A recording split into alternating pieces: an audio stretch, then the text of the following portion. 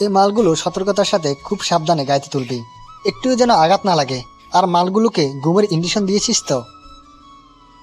ভাই, শালিগুলোকে ঘুমের ইঞ্জেকশন দিয়ে ঘুম পাড়িয়ে দিয়েছি।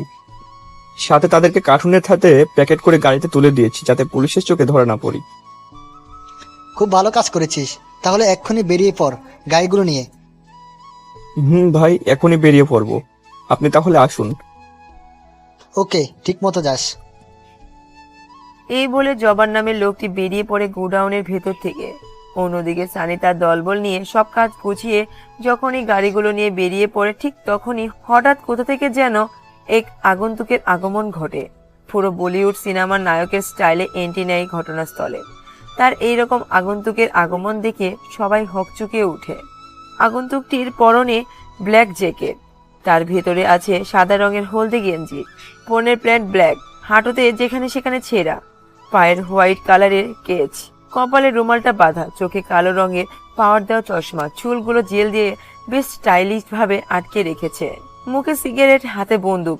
এন্ট্রি নিয়েছে BMW কালো রঙের গাড়ির সামনের দিকে বসে। গাড়ি থেকে নেমে হেলতে দুলতে গাড়ির সামনে এসে দাঁড়ায়। আগন্তুকের এরকম হিরোদের স্টাইলে আগন্তুক দেখে সানি নামে সেই গুন্ডাটা বলে উঠে, আবে কে রে তুই? কি চাই সেখানে? মরার পাক না গজিয়েছে নাকি?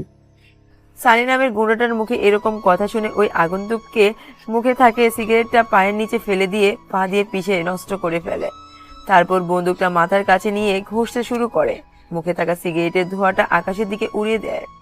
সামনের দিকে তাকিয়ে বলতে শুরু করে, জানিস তো, আমি যেখানে এন্ট্রি নেই সেখানে কারণ ছাড়া এন্ট্রি নেই না। এখানে কারণ আছে বলে এন্ট্রি নিয়েছি, আমি হিরোদের স্টাইলে। তুই তো জানিস না বাঘের গুহায় হিরোদের স্টাইলে এন্ট্রি নিয়েছিস ঠিকই, কিন্তু বাঘের গুহা থেকে বের হবি ইঁদুরের স্টাইলে, তাও তো আবার আমার কথাতে। সানি নামের গুন্ডাদার মুখে এরকম কথা শুনে ওই আগন্তুকটি আবার মুচকি মুচকি হাসে আর বন্দুকটা দিয়ে নিজের মাথা চুলকাতে থাকে। তার হাব ভাবে বোঝা যাচ্ছে সে বেশ দেখতে ভয়ানক। কথাগুলো কেমন যেন অদ্ভুত ধরনের। তারপর সানি মৃদু কণ্ঠে বলে উঠে, দেখ, তুই আমাদের এখান থেকে বের হ। আমরা চাই না ফ্যাক্টরির মধ্যে কোনো ঝামেলা হোক, আমাদের বসের নাম খারাপ হোক। তাই নাকি? তাহলে ফ্যাক্টরির মধ্যে এতগুলো ট্রাক কিসের? এগুলো আমি তো শুনি একটু। সেটা জেনে তুই কি করবি? তুই বড্ড বেশি কথা বলছিস। তোরা হয়তো ভুলে যাচ্ছিস, আমার শহরে থেকে আমার চোখের আড়ালে অপকর্ম করবে আর এই ভাইসরা জানবে না এটা কেমন করে হয়। তোকে অনেকক্ষণ ধরে বোঝাচ্ছি, কিন্তু তুই যেহেতু বুঝতে চাস না, তাহলে এবার পরপারে গিয়ে আমার নামটা জপ করবি। এটা বলে সানি নামে সেই লোকটা তার লোকদের উদ্দেশ্যে বলে ওঠে, তোরা দাঁড়িয়ে থাকবি নাকি এই শালাটাকে একেবারে কেটে দুটুকরো করে ফেলবি? শালাটাকে কেটে আমাদের বাক্সটাই লোড করে থানায় পার্সেল করে দিবি। এটা বলার সাথে সাথে সানির লোকের ভেতর থেকে তুর্য নামের একটা লোক সেই আগন্তুকটি মানে আকাশের সামনে যায়। হ্যাঁ, সেই আগন্তুকটি আর কেউ না, আকাশ, শহরের ম্যান সিটি গ্যাংয়ের টপ গ্যাংস্টার। তারপর তুর্য নামের লোকটা যখনই আকাশকে ছুরি দিয়ে আঘাত করবে, ঠিক তখনই পরপর কয়েকটা বুলেটের শব্দ শুনতে পাওয়া যায়। আকাশের থেকে প্রায় 6 হাত দূরে ছিটকে গিয়ে পড়ে তুর্য নামের সেই লোকটা। আপনারা ঠিকই ধরেছেন, তুর্য আকাশকে আঘাত করার আগে আকাশ তুর্য নামের সেই লোকটির বুকে পরপর 4টা বুলেট নিক্ষেপ করে। এরকম হঠাৎ বুলেটের শব্দ শুনতে পেয়ে সানির দলের ছেলেপেলেগুলো এগিয়ে আসে সামনে। তুর্যকে এভাবে মাটিতে পড়ে যেতে দেখে সানি নামের গুন্ডাটা আবারও চিৎকার দিয়ে বলে ওঠে, এই তোরা এখানে কি দেখছিস? ও আমার লোকদের মেরেছে, ওকে এখান থেকে জীবিত বের হতে দিবি না, টুকরো টুকরো করে ফেলবে শালা জানোয়ারের বাচ্চাটাকে। এরকম কথা শুনে সেই আগন্তুকটি আবারও রহস্যময় এক ঠোঁটের নিচে মুচকি হাসি দেয়। তার এই হাসিতে লেগে আছে হাজারো রহস্যময় কাহিনী।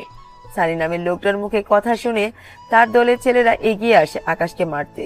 কিন্তু অবাক করার বিষয় হলো, আকাশের হাতে থাকা রামদাটা দিয়ে একের পর এক গলা কাটতে থাকে সানির লোকদের। যেখানে যাকে পাচ্ছে তাকে সেখানে সেইভাবে রামদা দিয়ে কূপ মারছে। এভাবে একের পর এক সবাইকে মারার পরে বিজু নামের এক লোক এগিয়ে আসে আকাশকে মারতে। আকাশ উল্টো দেরি না করে ক্যারাটে স্টাইলে উল্টো করে মাটিতে ফেলে দেয় বিজুকে। এরপর হাতে থাকা রামদা দিয়ে গলা এক কূপ বসিয়ে দেয়। সাথে সাথে গলা থেকে শরীরটা আলাদা হয়ে যায়। মাথাটা ছিটকে গিয়ে পড়ে কোনো এক জায়গায়। নিথর দেহটা পড়ে আছে মাটির। পুরো ফ্যাক্টরিটা যেন রক্তের বন্যা হয়ে আছে। নিজের চোখের সামনে এতগুলো খুন হতে দেখে, ওই ছেলে পেলেদের মরতে দেখে সানি নামের লোকটি ভয়ে ভয়ে বলে ওঠে, কে তুই আর আমার ছেলেপেলেদের এভাবে মারলি কেন? তোকে দেখে সাধারণ কেউ মনে হয় না। সত্যি করে বল, কে তুই আর কিবা তোর তাই? তার হাতে থাকা রামদাটা মাটিতে গেঁথে তার উপরে এক হাত রেখে আবারও সিগারেট জ্বালিয়ে মুখে নেয়। নিকোটিনের ধোঁয়াগুলো কষ্টের সাথে মিশিয়ে দিচ্ছে এই আকাশ বাতাসের সাথে। আবারও রহস্যময় একটা মুচকি হাসি দিয়ে বলতে শুরু করে, তুই ঠিকই ধরেছিস। আমি সাধারণ কেউ না, যাকে বলে একেবারে অসাধারণ। আমি সেই যাকে পুরো দুনিয়ার মানুষ এক নামে চিনে, MK। সেই আগন্তুকের মুখে MK নামটা শুনে সানি মুহূর্তের মধ্যে প্যান্টের মলমূত্র করবে এমন অবস্থা। সানি নামের লোকটা ভয়ে ভয়ে বলে ওঠে, মানে এম কে ভাই, আপনি এখানে কিভাবে? আমার ভুল হয়ে গেছে ভাই, আমাকে মাফ করে দেন। আমি আজই এই শহর ছেড়ে চলে যাব দূর কোনো গন্তব্যে। সানির মুখে এরকম কথা শুনে আগন্তুকটি আবারও রহস্যময় একটা মুচকি হাসি দিয়ে বলতে শুরু করে, সেটা কি করে হয় বল? তোরা আজ দীর্ঘদিন ধরে মেয়ে পাচার, ড্রাগস পাচার, স্মাগলিং করিস, আর আমার হাত থেকে বাঁচে এমন কোনো অপরাধের টিকিটাও নেই এই শহরে। তাহলে তুই কিভাবে ভাবলি যে তোকে ছেড়ে দেবো আমি? তুই তো জানিসই আমি যে শহরে পা রাখি সেই শহরটার অপরাধীদের গর্ত থেকে বের করে হলেও তাদের মৃত্যুটা দান করি। প্লিজ ভাই, আমাকে এবারের মতো মাফ করে দিন। আমি আপনার দুপায়ে চুমু খেয়ে বলছি, আমার প্রাণটা এবারে অন্তত ভিক্ষা দিয়ে দিন। আমি এত তাড়াতাড়ি মরতে চাই না। সানির মুখে এরকম কথা শুনে আকাশ নামের আগন্তুকটি উচ্চ সুরে হাসতে শুরু করে, মেতে উঠে রক্তের খেলায়। সানিকে আর কোনো কথা বলার সুযোগ না দিয়ে তার পায়ের কাছ থেকে এক লাথি মারে, কিছুটা দূরে ছিটকে পড়ে। তারপর সানির মাথার সামনে আকাশ তার দু হাঁটু নামিয়ে পকেট থেকে একটা ধারালো ব্লেড বের করে সানির গলার মাঝ বরাবর গলার শিরা কেটে দেয়। তৎক্ষণাৎ সানির গলার ফিনকি দিয়ে গড়গড়িয়ে রক্তস্রোত বইতে শুরু করে। এটা দেখে আবারও উচ্চ হাসিতে মেতে উঠে আকাশ ও তার দলের ছেলেরা। এভাবে ছটফট করতে করতে জীবনটা বেরিয়ে যায় সানি, আর পাড়ি জমায় পরপারে। তা দেখে আকাশ নামের আগন্তুকটি বলে ওঠে, মিন্টু, লাশটাকে টুকরো টুকরো করে প্যাকেট করে পার্সেল করে দিবি থানার ওসির কাছে। গাড়িতে যতগুলো মেয়ে আছে তাদেরকে আমাদের গোডাউনে নিয়ে গিয়ে ভালো পরিমাণে চিকিৎসা করবে, তাদেরকে নিজ নিজ পরিবারের কাছে পৌঁছে দেবে। আর গাড়িতে যদি টাকা বা কোনো ধরনের অস্ত্র পাওয়া যায় সেগুলো আমাদের গোডাউনে নিয়ে রেখে দিবি। ওকে, ঠিক আছে ভাই, আপনি কোনো চিন্তা করবেন না, আমরা এদিককার সবকিছু সামলে নেব। ওকে, ঠিক আছে। এই বলে আকাশ সেখান থেকে বেরিয়ে পড়ে অজানা কোনো এক গন্তব্যে। অন্যদিকে মিন্টু আশিক মিলে সানির লাশটাকে খেটে টুকরো টুকরো করে পার্সেল করে দেয় থানার ওসির কাছে। ও হ্যাঁ, আপনাদের এই আকাশের পরিচয়টা তো দিতে ভুলেই গেছি। আকাশটা দুই ভাই বোন। বোনটা কিছুদিন হলো পরপারে পাড়ি জমায়। গল্পের সাথে থাকেন, সবটা জানতে পারবেন। আকাশের বাবা হলো একজন কোটিপতি বিজনেসম্যান। টাকা পয়সা ধন দৌলতের কোনো কিছুরই অভাব নেই। মা গৃহিণী। আকাশ এতদিন মালয়েশিয়ায় লেখাপড়া করেছে, কিন্তু কিছুদিন হলো দেশে ফিরেছে। মালয়েশিয়াতে লেখাপড়ার পাশাপাশি টুকটাক রাজনীতি করত এই দেশের। ধীরে ধীরে এভাবে রাজনীতির সাথে কাজ করতে করতে একটা সংগঠন তৈরি হয়। সংগঠনের উদ্দেশ্য ছিল গরিব দুঃখী মানুষকে ন্যায় বিচার পাইয়ে দেওয়ার। এই সংগঠনে ধীরে ধীরে হাজার হাজার মানুষ যোগদান করে। অতঃপর অল্প সময়ের মধ্যে হয়ে ওঠে দেশের টপ মাফিয়া কিং। আকাশকে সবাই তাকে এই নামে চেনে, MK। দেখতে যেমন হয় সরল সাদা, তেমনই ভয়ানক এই আকাশ। চলুন তাহলে আকাশ লেখাপড়া শেষ করে যে কলেজে ভর্তি হয়েছে আবার নতুন করে একটু অতীত ঘুরিয়ে নিয়ে আসি আপনাদেরকে। মালয়েশিয়াতে আকাশের লেখাপড়া শেষ দিন। বেশ ভালো রেজাল্ট করেছে সে। বাড়িতে কাউকে না জানিয়ে মালয়েশিয়া থেকে ব্যাক করে বাংলাদেশে। তারপর বাংলাদেশ ল্যান্ড করে বিমান, সেখান থেকে ট্যাক্সি নিয়ে চলে আসে বাসায়। বাসায় ঢুকে দেখে অনেক মানুষের সমাগম। তা দেখিয়ে সে বেশ চিন্তিত। তাই মনে মনে বলে ওঠে, কি ব্যাপার, আমাদের বাড়িতে এত লোক কেন? এতদিন পর এলাম, তাই হয়তো আমাকে দেখতে এসেছে। না না, আমি তো কাউকে জানিয়ে আসিনি। আবার কারো কোনো কিছু হয়নি তো? এটা ভেবে আকাশ আর কিছু না বলে সোজা দৌড় দেয় ভিতরে।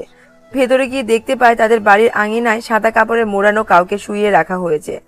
পাশে তার আব্বু আম্মু কান্না করছে। সে ধীরে ধীরে এগিয়ে গিয়ে তার আব্বু আম্মুর পেছনে গিয়ে দাঁড়ায় আর বলে উঠে, আম্মু, আব্বু, কি হয়েছে? তোমরা এভাবে কাঁদছো কেন? আকাশে এরকম কথা শুনে তার আব্বু আম্মু পেছন ঘুরে তাকায়। দেখতে পায় তাদের ছেলে আকাশ। আকাশকে দেখে তার আম্মু আরো কান্নায় ভেঙে পড়ে আর কাঁদতে কাঁদতে বলে ওঠে, বাবা আকাশ, তুই এসেছিস? দেখ না বাবা, তোর বোন যে আর উঠতেছে না। এত ডাকাডাকি করছি, তবুও তোর বোনের এই ঘুম থেকে উঠছেই না। আকাশ তার আম্মুর মুখে বোন কথাটা শুনে আকাশ মাটির দিকে তাকিয়ে দেখে সাদা কাপড়ে মোড়ানো লাশটি দেখে হাতে থাকা ব্যাগটি মাটিতে ফেলে দেয়। ধুম করে মাটিতে পড়ে। তার বোনের মুখ থেকে সাদা কাপড়ের চাদরটা উঠিয়ে দিয়ে দেখতে পায় তার আদরের মিষ্টি বোনটি সাদা কাপড়ের দাফনে মোড়ানো। নিজের বোনকে নিজের চোখের সামনে এই অবস্থা দেখে নিজের চোখের পানি ছেড়ে দিয়ে বলতে শুরু করে আকাশ। বোন, এই বোন, তোর কি হয়েছে? এই বোন, ওঠ না রে। দেখ, তোর ভাই চলে এসেছে। তুই আমায় দেখতে চেয়েছিলি না? দেখ, আমি চলে এসেছি। তোর জন্য এই ব্যাগ ভর্তি পুরো জিনিস আছে, যা তুই আমার কাছে আবদার করেছিলি। দেখ, আমি তোর জন্য সব কিছু এনেছি। এবার তো মজা করা বন্ধ কর বোন। আকাশে এরকম হাউমাউ কান্না দেখে ভেঙে পড়ে আবারও তার পুরো পরিবার। দুমড়ে যায় তার একটি সুন্দর পরিবার। আকাশের এরকম কান্নাকাটি ও পাগলামো দেখে আকাশের আব্বু জাহাঙ্গীর আলী বলে ওঠেন। আকাশ, দেখো বাবা, এভাবে ভেঙে পড়িস না। তুই ভেঙে পড়লে আমরা কিভাবে ঠিক থাকি বল? তোকে শক্ত হতে হবে। তোর বোনের খুনের প্রতিশোধ তোকে নিতেই হবে বাবা। যেটা আইন করতে পারেনি সেটা তোকে করতে হবে, তোর বোনের আত্মহত্যার শাস্তির জন্য। জাহাঙ্গীর সাহেবের মুখের কথা শুনতে আকাশ এবার কান্না বন্ধ করে আগ্রহী দৃষ্টিতে তাকিয়ে আছে জাহাঙ্গীর সাহেবের দিকে। এবার আকাশ কান্না বন্ধ করে জাহাঙ্গীর সাহেবের উদ্দেশ্যে বলে ওঠে। বাবা, তোমরা থাকা সত্ত্বেও আমার বোনের এরকম অবস্থা কি করে হলো? কে আমার বোনের এই অবস্থা করেছে? শুধু নামটা বলো। তাকে মাটি থেকে খুঁড়ে বের করে হলেও ওই কুত্তার বাচ্চাটাকে আমি 3.5 হাত মাটির নিচে পুঁতে ফেলবো। আমরা তেমন কিছু জানি না। তাকে আমি সকালে কলেজে নামিয়ে দিয়ে অফিসে চলে যাই। অফিসে বিকেল পর্যন্ত কাজ করি। অন্যদিকে মরিয়ম কলেজ থেকে বাসায় কাঁদতে কাঁদতে ফিরে এসে সাথে শরীরের অবস্থা খুব খারাপ ছিল, যেখানে সেখানে কাপড়ের অংশ ছেঁড়া ছিল। আমি আর বলতে পারছি না, বাকিটা তোর আম্মুর কাছ থেকে জেনে নে। আম্মু, কি হলো বলো, আমার বোনের এই অবস্থা কি করে হলো? জ্যোৎস্না বেগম ছেলের মুখে এরকম কথা শুনে হাউমাউ করে কান্না করতে করতে আকাশের উদ্দেশ্যে বলে ওঠে। তোর বোন কলেজ থেকে ফেরার সময় কাঁদতে কাঁদতে তার রুমে যায়। পেছন থেকে দেখতে পাই তোর বোনের শরীরের বিভিন্ন জায়গায় কাপড় ছেঁড়া, সাথে চুলগুলো এলোমেলো। শরীরে কি যেন এক অবস্থা হয়েছে। আমি যেতে যেতে সে ঘরের দরজা ভেতর থেকে লাগিয়ে দেয়। অতঃপর আমি তাকে ডাকাডাকি করলে সে বলে ওঠে, আম্মু, তুমি যাও তো এখান থেকে। আমাকে এখন একটু একা থাকতে দাও প্লিজ। কি হয়েছে মা, বল, তোর কিছু চাই? আমাকে বল প্লিজ, দরজাটা খুল না। তুই কাঁদছিস কেন? আম্মু, তুমি এখান থেকে যাবে নাকি আমি নিজেই নিজের কোনো ক্ষতি করে ফেলবো? না মা, তুই এমন কোনো ক্ষতি করিস না। আমি এখনই চলে যাচ্ছি। যত অশান্তি তো আমাকে নিয়ে, আমি মরলেই বুঝবি একদিন। এই বলে আমি কিচেন রুমে চলে আসি। রান্না করতে করতে আমার বিকেল হয়ে যায়, কিন্তু মরিয়ম এখনও নিচে নামছে না। তা দেখে আমি আর দেরি না করে তোর বাবাকে ফোন দিই। তারপর তোর বাবা বাড়িতে আসে। দুজন মিলে তোর বোনের রুমের দরজার সামনে যায়। অতঃপর তোর বোনকে ডাকতে থাকি, কিন্তু ভেতর থেকে কোনো সাড়া শব্দ আসে না। তা দেখে আমি ভয়ে বলে উঠি, ওগো, আমার মেয়েটার কোনো কিছু হলো না তো? ওর কোনো কিছু হয়নি তো? নিজের যদি কোনো ক্ষতি করে ফেলে? তুমি আর দেরি না করে দরজাটা এখনই ভেঙে ফেলো। জ্যোৎস্না, তুমি ঠিক বলেছ। এই বলে তোর বাবা দেরি না করে রুমের দরজা ভেঙে ফেলে। অতঃপর আমরা ভেতরে গিয়ে যা দেখি তাতে তো আর কোনো কথা বলতে পারে না। জ্যোৎস্না বেগম ভেঙে পড়ে আবারও আহামরি কান্নায়। তাদের পরিবারটা আজ বেশ শোকাহত। পুরো পরিবারটা কান্নায় ভেঙে পড়েছে। তা শুনে আকাশ বলে ওঠে, আব্বু, তোমরা আর কান্না করো না। আমার বোন মারা যায়নি, আমার বোন শহীদ হয়েছে। সে অনেক সাহস ছিল, সাহসীরা কখনো মরে না, তারা শহীদ হয়। আর তুমি আমাকে আমার বোনের বান্ধবীদের সম্পর্কে কিছু বলো। তাদের কাছ থেকে আমি জানতে পারবো আমার বোনের এই অবস্থা কি করে হলো, কেন এসে আত্মহত্যা করেছে। আর আমি ওই কলেজে অ্যাডমিশন নেব। দ্রুত আমার বোনের লাশটা দাফন কাফন করার ব্যবস্থা করো। তুমি তো সবেমাত্র লেখাপড়া শেষ করলে, আবার কলেজে ভর্তি হবে মানে? বাবা, আমার বোনের খুনের ও আত্মহত্যার রহস্যের ধাঁধা বের করতে হলে আমাকে তার কলেজে ভর্তি হতে হবে। তুমি সব ব্যবস্থা করো। এই বলে আকাশ নিজের রুমে গিয়ে ওয়াশরুমের নিচে শাওয়ার ছেড়ে দেয়। ঝর্ণার পানিতে তার কান্নার শব্দ বাইরে শুনতে পাওয়া যায় না। পাগলের মতো করে কাঁদতে থাকে তার বোনের এই অবস্থা দেখে। এভাবে দেখতে দেখতে কিছু সময় পরে এলাকার কিছু মুরব্বী আর আত্মীয় স্বজন মিলে, বন্ধু বান্ধব সবাই তার বোনের দাফন কাফনের ব্যবস্থা করে। তার বোনকে নিয়ে যাওয়া হয় গোরস্থানে, 3.5 হাত মাটির নিচে দাফন করে, মোনাজাত করে যে যার মতো আবার নিজ নিজ গন্তব্যের উদ্দেশ্যে বেরিয়ে আসে। অন্যদিকে আকাশ খাওয়া দাওয়া একেবারে ছেড়ে দিয়েছে, পাগলের মতো হয়ে গেছে। তবে বোনের এইরকম অবস্থা দেখে, ছেলের এরকম অবস্থা দেখে জ্যোৎস্না বেগম বলে ওঠে, দেখ বাবা, তুই আমাদের আর কষ্ট দিস না। আমি এক সন্তানকে হারিয়েছি, আর এক সন্তানকে হারাতে চাই না। মা, তুমি জানো আমি আমার বোনকে কতটা ভালোবাসতাম? তুমি ভেবে দেখেছো আমার বোন আর এই পৃথিবীতে নেই? যতক্ষণ না আমি আমার বোনের হত্যার প্রতিশোধ নিতে পারছি, ততদিন পর্যন্ত আমি এই বাড়ির ধারে কাছেও আসবো না। বাবাকে আমার কলেজের ভর্তি হওয়ার সব ব্যবস্থা করে দিতে বলো। এই বলে আকাশ গাড়ি থেকে বেরিয়ে যায় তার সকল প্রকার যাবতীয় জিনিস নিয়ে। ছেলের এরকম অবস্থা দেখে পেছন থেকে জ্যোৎস্না বেগম বলে ওঠে, আকাশ, যাস না বাবা, তোকে ছাড়া কেমনে থাকবো? তোর বোন তো আর নেই, তুই অন্তত আমার কাছে থেকে যা। আকাশ আর কোনো কথা না বলে সোজা বেরিয়ে পড়ে তার বাড়ি থেকে, বেরিয়ে যায় অজানা গন্তব্যে। কোথায় যাবে, কি করবে কিছুই জানে না, ভাবেনি সে। হঠাৎ তার মনে পড়ে তার পুরনো সেই বাংলোর কথা, তাই 7-5 না ভেবে সোজা চলে যায় তাদের পুরনো সেই বাংলোতে। সেখানে গিয়ে পরিকল্পনা করতে থাকে কিভাবে কি করবে। তারপর ফোন করে তার দলের সবগুলো ছেলেকে আসতে বলে তার শহরে। তাদের ডান হাত মিন্টুকে ফোন দিয়ে বলে, হ্যালো, কে বলছিস? মিন্টু নাকি রে? জি ভাই, আসসালামু আলাইকুম ভাই, ভালো আছেন? কোনো সমস্যা হয়েছে কি ভাই? ওয়ালাইকুম আসসালাম, আলহামদুলিল্লাহ আমি ভালো আছি। শোন, তোকে যে কারণে ফোন করলাম, আমার বোন মরিয়মের কলেজে অ্যাডমিশন নিয়ে, আর আমিও সেই কলেজে অ্যাডমিশন নিচ্ছি। ছদ্মবেশে আমি যে শহরে আছি সেটা যেন কেউ জানতে না পারে। আর আমাদের ছেলেপেলেদের আমার শহরের সবগুলোকে নিয়ে আয়। আমার বোনের হত্যাকারীদের যেন একটাও জীবিত বেঁচে না ফেরে এই শহর থেকে, সে ব্যবস্থা কর দ্রুত। আর শহরে কোথায় কখন অপরাধীরা অপরাধ করছে তার একটা লিস্ট বের কর। আজ থেকে অ্যাকশন শুরু করব। এই ধামাকা শহরে ধামাকা ফোটাবো আমি। ওকে ভাই, ঠিক আছে, আমি আজকে অ্যাডমিশন নিয়ে নিচ্ছি, কাল থেকে ক্লাস করার জন্য প্রস্তুতি নেব। আর ভাই, আজ রাত 12টার দিকে একটা ফ্যাক্টরিতে মেয়ে পাচার সাথে বিভিন্ন অস্ত্র পাচার করা হবে, খবর পেয়েছি আমি। লিডারের নাম কি? আর তোরা সব ব্যবস্থা কর। আজকে রাত 12টায় তাহলে সেই ফ্যাক্টরি দিয়েই আমরা এই শহরের প্রথম ধামাকাটা শুরু করব। ভাই, গাঙের লিডারের নাম হচ্ছে জব্বার, আর তার ডানাত হচ্ছে সানি। সকল প্রকার বেইমানি কাজ করে তারা। অনেকবার সাবধান করেছি, কিন্তু তারা কথা শোনেনি আমার।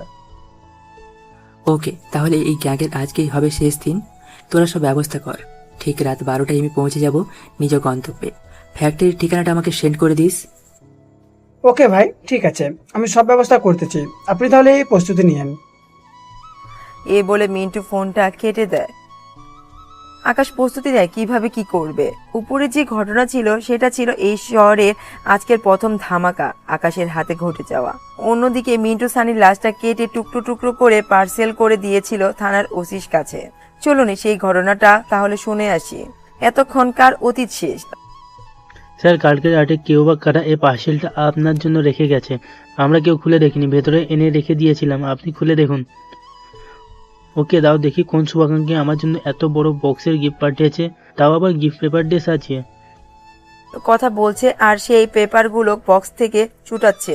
অন্যমনস্ক হয়ে ওসি বক্সটার গিফট পেপারগুলো ছুটাচ্ছিল। যখনই ছোটা শেষ হয়, ভালো করে লক্ষ্য করে তাকিয়ে যে জিনিসটা দেখে তাতে সবাই আতকে ভয়ে যে যার মতো পিছনে পিছিতে থাকে। আর ওসি ভয়ে বলে ওঠে, এটা কি?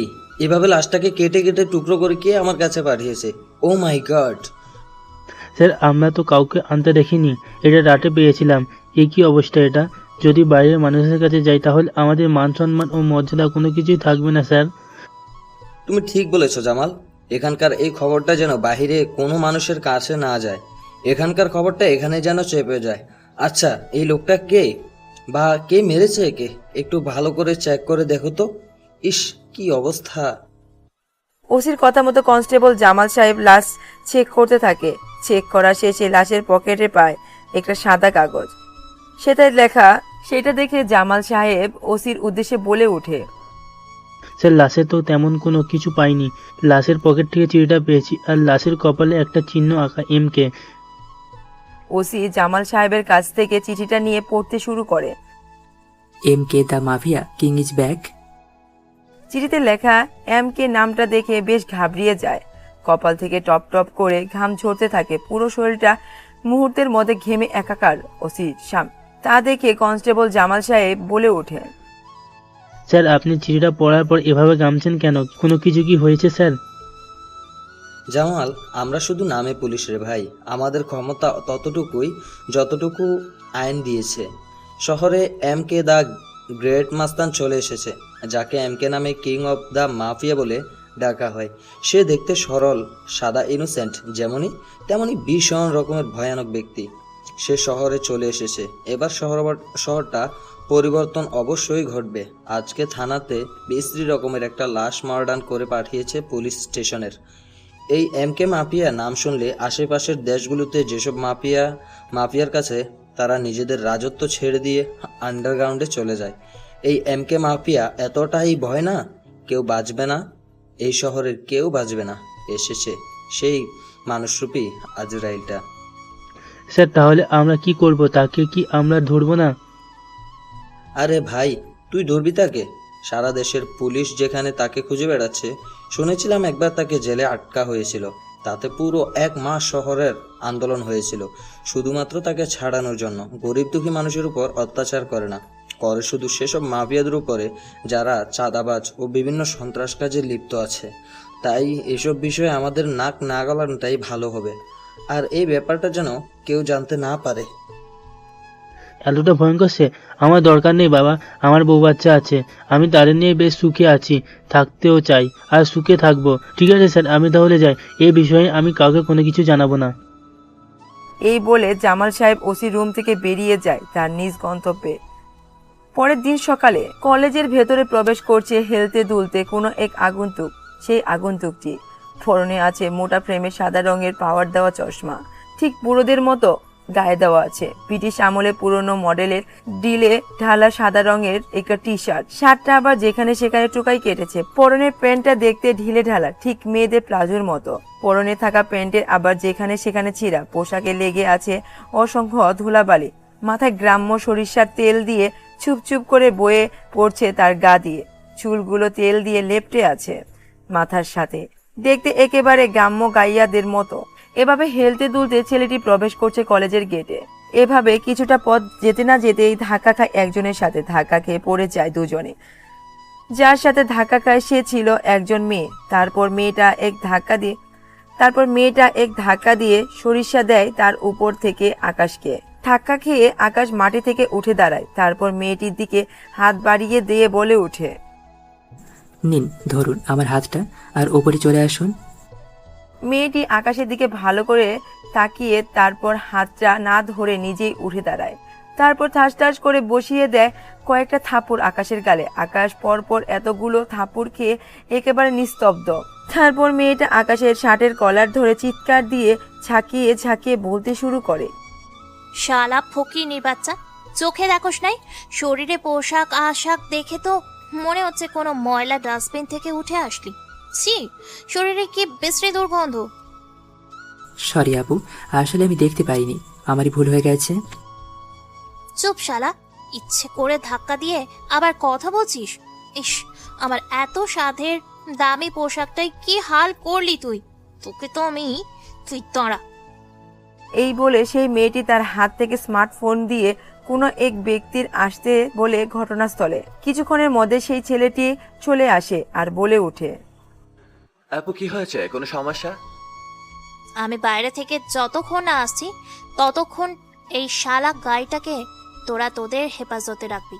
পারলে একটু খাতির যত্ন করিস, আমি এসে ডাবল ডোজ দিয়ে দেব। ওকে আপু, ঠিক আছে। এটাকে ভালো করে দেখে রাখবি, এটা যেন পালাতে না পারে। আমি বাইরে থেকে এসে এর হিসাব নিকাশ নিব। এটা বলে বেরিয়ে যায় মাফি নামে সেই মেয়েটি। আপনারা কিছু বুঝলেন না, তাই তো? আকাশ যখন কলেজের ভিতর ঢুকছিল মাফির সাথে ধাক্কা খায়। আর এই মাফিটাই কে তা জানার ইচ্ছে করছে না? মাফি হচ্ছে এই শহরের মেয়রের মেয়ে। তারা 2 ভাই বোন। মাফি দেখতে বেশ সুন্দরী আর রূপসী, দেখতে যেন জান্নাতের হুর পরি, ভার্জিন কুমারী। মেঘ কালো কেশে কাজল কালো চুল থাকালেই যেন সবার প্রাণ জুড়িয়ে যায়। ছেলেরা মাফি বলতে পাগল, হাসলে যেন মুক্ত ঝরে। গুণবতী রূপবতী, অরণ্য অপসরী, সুহাসিনী ও সূর্যম ফর্সা। শরীরে পুরো চামড়া যেন ধবধবে সাদা, শরীরে গায়ের রং দুধে আলতা। টোকা দিলেই যেন শরীর থেকে মধু ঝরবে। চোখ জোড়া হরিণী চোখের মতো টানা টানা, চোখের পাতাগুলো ঘন চিকন পাতলা। লাল গোলাপির মতো তার ঠোঁট জোড়া, ফাঁকা টমেটোর মতো তার গাল জোড়া। ঠোঁটের নিচে লেগে আছে অসম্ভব মায়াবতী একটা মুচকি হাসি, যেটা তার সৌন্দর্যের তুলনায় দ্বিগুণ বেশি। এদিকে বাদল নামের ছেলেটি আকাশের উদ্দেশ্যে বলে ওঠে, কিরে ভাই, মাফিয়ার সাথে তোর ঝামেলা লাগলো কি করে? দেখে তো মনে হচ্ছে কলেজে নতুন, তাই না? ভাই আমি কলেজে নতুন, আরও মেয়েটার সাথে আমি ইচ্ছে করে ধাক্কা খাইনি। উনি আচমকা আমার সামনে এসে যায় আর হুট করে ধাক্কা লেগে যায়, অতঃপর এই ঘটনা। ভাই, তোকে দেখতে মনে হচ্ছে তুই গরিব ঘরের সন্তান, কিন্তু তোর কপালে আজ ভীষণ দুঃখ আছে। তুই জানিস না মাফি কতটা রাগী ও ডেঞ্জারাস। মেয়রের মেয়ে বলে কথা, অহংকার তো হবেই। হ্যাঁ ভাই, আমরা খুবই গরিব, বাবা মায়ের ইচ্ছে পূরণের জন্য এই কলেজে ভর্তি হয়েছি। তোর কপাল চোপলে যা অবস্থা রে ভাই, তাতে তুই এ কলেজে সম্মান পাবি বলে আমার মনে হয় না। যাই হোক, তোকে দেখে বেশ আমার মায়া লেগেছে। শুন, আমি তোর জন্য দেখি কিছু করতে পারি কিনা। আর এই কলেজে ভদ্রভাবে খুব সাবধানে চলবে। এ কলেজ ছেলে ফেলে এগুলো বেশ ভালো না। আরে কলেজের রানার কাছ থেকে তো আরো বেশি দূরে থাকবে। কেননা সে খুব ডেঞ্জারাস। আকাশ বাদলের মুখে এরকম কথা শুনে মনে মনে উড়াধুরা হাসতে শুরু করে। সাথে লুঙ্গি ডান্স দেওয়ার জন্য তার মন আনচান আনচান করতে শুরু করে। বাদলের মুখে কথা শুনে অতঃপর খুব ভেবে চিনতে বাদলের উদ্দেশ্যে আকাশ বলে ওঠে, কেন ভাই, ও ভাইটা কি খুব খারাপ? আমি তো তেমন কাউকে এখানে চিনি না, যদি তার সাথে আমার কোনো ঝামেলা হয়ে যায়, তাই আগে থেকে চিনে রাখাটা বেশি ভালো। একটু বলো না ভাই তার সম্বন্ধে। দেখ ভাই, তুই এই কলেজে নতুন, শুধুমাত্র তোর ভালোর জন্যই তোকে বলছি। আর এ কথা যেন পাস কান না করিস, সেদিকে খেয়াল রাখিস, না হলে কিন্তু বুঝতেই তো পারছিস। ভাই তুমি বলো, আমি সত্যি বলছি, কাউকে কোনো কিচ্ছু বলবো না। ওকে, শুন তাহলে। রানা এই কলেজের ছেলে, খুব ডেঞ্জারাস, সাথে অসভ্য, লম্পট ও চরিত্রহীন। বিভিন্ন মাদক ব্যবসায়ীদের সাথে তার লিঙ্ক আছে। সকল প্রকার খারাপ কাজ করে সে। মেয়ে পাচার, শিশু পাচার, নারী ও অত্যাচার, এমনকি ধর্ষণের মতো জঘন্য অপরাধে জড়িত আছে সে। কিছুদিন আগে মায়ের বান্ধবী মরিয়মকে জোর প্রবল কলেজের করিডোরে নিয়ে গিয়ে দর্শন করে। আর মায়ের সাথে তো প্রতি রাতেই এসব করে। আমরা সব দেখেও খারাপ লোক, তার কাছ থেকে একটু সাবধানে থাকবে। আকাশ তার বোনের ধর্ষণের কথা শুনে বেশ অবাক হয়। সাথে শরীরটা রাগে কাঁপছে থরথর করে। শরীরের হাত পায়ের রগগুলো ফুলে উঠেছে এই কথা শুনে, কিন্তু নিজেকে খুব জোর কন্ট্রোল করে মৃদুস্বরে বাদলের উদ্দেশ্যে বলে ওঠে, আচ্ছা ভাই, এই ছেলেপেলেগুলো দেখতে কেমন? আর এই ছেলেপেলেগুলো কতগুলো, যাদের কাছ থেকে আমি সাবধানে থাকতে পারি? এরা কোথায়, কখন, কিভাবে অন্যায় করে একটু বলবে প্লিজ, যাতে আমি তাদের সামনে কখনো না পড়ি। ওদের ছেলে ফেলেকে অনেক বেশি, ওকে কেউ কিছু বলতে পারে না। কলেজের বিপি ছেলে বলে সবাই তাকে ভয় পায়। তাদের বিভিন্ন ফ্যাক্টরি আছে, সেখানে তারা সেসব অন্যায় কাজগুলো করে থাকে। আচ্ছা চল, তোকে আমি আমার বাকি বন্ধুদের সাথে পরিচয় করিয়ে দিই। এই বলে বাদল আকাশকে নিয়ে যায় তার বাকি বন্ধুদের সাথে পরিচয় করাতে। একে একে সবার সাথে পরিচয় পর্ব সেরে নেয় তারা। অন্যদিকে কিছুক্ষণের মধ্যে চলে আসে মাফি। তারপর বাদলের উদ্দেশ্যে বলে উঠে মাফি, কি রে বাঁধো, ওই শালা ফকিরনির বাচ্চাটা কোথায় যে আমায় ধাক্কা দিয়েছিল? আপু, সে এখানে আছে, আর সে তো বলছে সে দেখতে পায়নি। এভারের মতো তাকে ছেড়ে দাও না, গরিব ছেলে, হয়তো একটা ভুল পড়েছে। তুই কি এখন ফকিরনিদের হয়ে কথা বলছিস নাকি? নিজে চুপ থাক, না হলে তোরও 12টা বাজাবো। মাফির এরকম হুঙ্কার আর চিৎকার শুনে বাদল ভয়ে আর কোনো কিছু না বলে পিছনে সরে যায়। তারপর মাফি আকাশকে দেখে বলে ওঠে, কি রে ফকিরনি, এখানে এসে বসে আছিস? এখানে আয় বলছি, তোর আজকে খবর আছে। আপু আমার ভুল হয়ে গেছে, এবারের মতো আমাকে ছেড়ে দাও প্লিজ, আর এরকম ভুল কখনো হবে না। সেটা কি করে হয়? তুই যে আমাকে তোর নোংরা কাপড় জামা দিয়ে ধাক্কা দিয়েছিস তো দিয়েছিস, তার উপরে এসে তুই আমার উপরেই পড়ে গেলি। ছি, ওয়াক তু। আমার নিজের শরীর থেকেই এখন মনে হচ্ছে গন্ধ বেরাচ্ছে। মাফির মুখে এরকম কথা শুনে মাথা নিচু করে দাঁড়িয়ে আছে আকাশ, আর মনে মনে মুচকি হাসি দিয়ে বলে ওঠে, আরে শালি, খুব বাহাদুরি দেখাচ্ছিস তাই না? তুই যদি জানতিস আমি কে, তাহলে তোর প্যান্টেই মূলমূত্র সেরে ফেলতি। আর আমার বাবার পরিচয় তো বাদই দিলাম। সাধারণ একটা মেয়রের মেয়ে হয়ে যে অহংকার দেখাচ্ছিস, তাহলে আমি কোটিপতির ছেলে হয়ে। কথাটি শেষ করতে পারেনি আকাশ, মনে মনে ভাবছিল এই কথাগুলো। তখনই মাফি আকাশকে ধাক্কা দিয়ে বলে ওঠে, কি রে গ্রাম্য গাইয়া ভূত, কই হারিয়ে গেলি? আবার চাঁদের দেশে হারিয়ে যাস না, এখন শাস্তির জন্য তৈরি হ। এবারে মাফি তার পায়ে পড়ে থাকা হিলের জুতাগুলো খুলে আকাশের গালে পরপর বেশ কয়েকটা থাপ্পড় বসিয়ে দেয়। হিলগুলো থাপ্পড়ে চোটে ছিঁড়ে যায়, কিন্তু আকাশের গাল থেকে এক ফোঁটা রক্ত বের হয়নি। এই দৃশ্য দেখে বাদল তো অবাক, সাথে তার বন্ধু বান্ধবীরাও। তা দেখে মাফি আবার বলে ওঠে, কি রে, তুই আমাকে পাওয়ার দেখাচ্ছিস?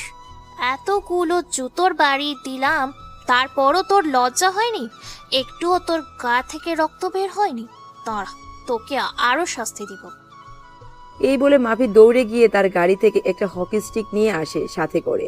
তারপর আকাশকে একের পর এক হকি স্টিক দিয়ে বাড়ি দিতে থাকে। এভাবে অনেকক্ষণ মারধর করে, কিন্তু আকাশ অবাক করা বিষয়, তার জায়গা থেকে 1 ইঞ্চি পর্যন্ত তার টনক নড়েনি। এই দৃশ্য দেখে কলেজের ক্যাম্পাসে বসে থাকা আরেকজন আগন্তুক মুচকি মুচকি হাসে। এক পর্যায়ে হকি স্টিকটা ভেঙে যায়, তবু আকাশকে তার জায়গা থেকে সরাতে পারেনি মাফি। শেষ পর্যন্ত মাফি আকাশের কাছে হার মেনে বলে ওঠে, কে তুই? আর তোর শরীর এত স্ট্রং কিভাবে? জুতোর বাড়ি মারলাম, হকি স্টিক দিয়ে মারলাম, হকি স্টিকটা ভেঙে গেল, তারপর তুই তোর জায়গা থেকে নড়লি না? তোকে এভাবে হবে না, তোর ইজ্জতের উপর আঘাত করতে হবে। এই দৃশ্য দেখে আকাশ মনে মনে মুচকি মুচকি হেসে চলেছে। অন্যদিকে ক্যাম্পাসে বসে থাকা আরেকজন আগন্তুক তার এই দৃশ্য থেকে হাসতে হাসতে তার পেট ফেটে যাচ্ছে। কেননা আকাশকে আঘাত করাটা এত সহজ না।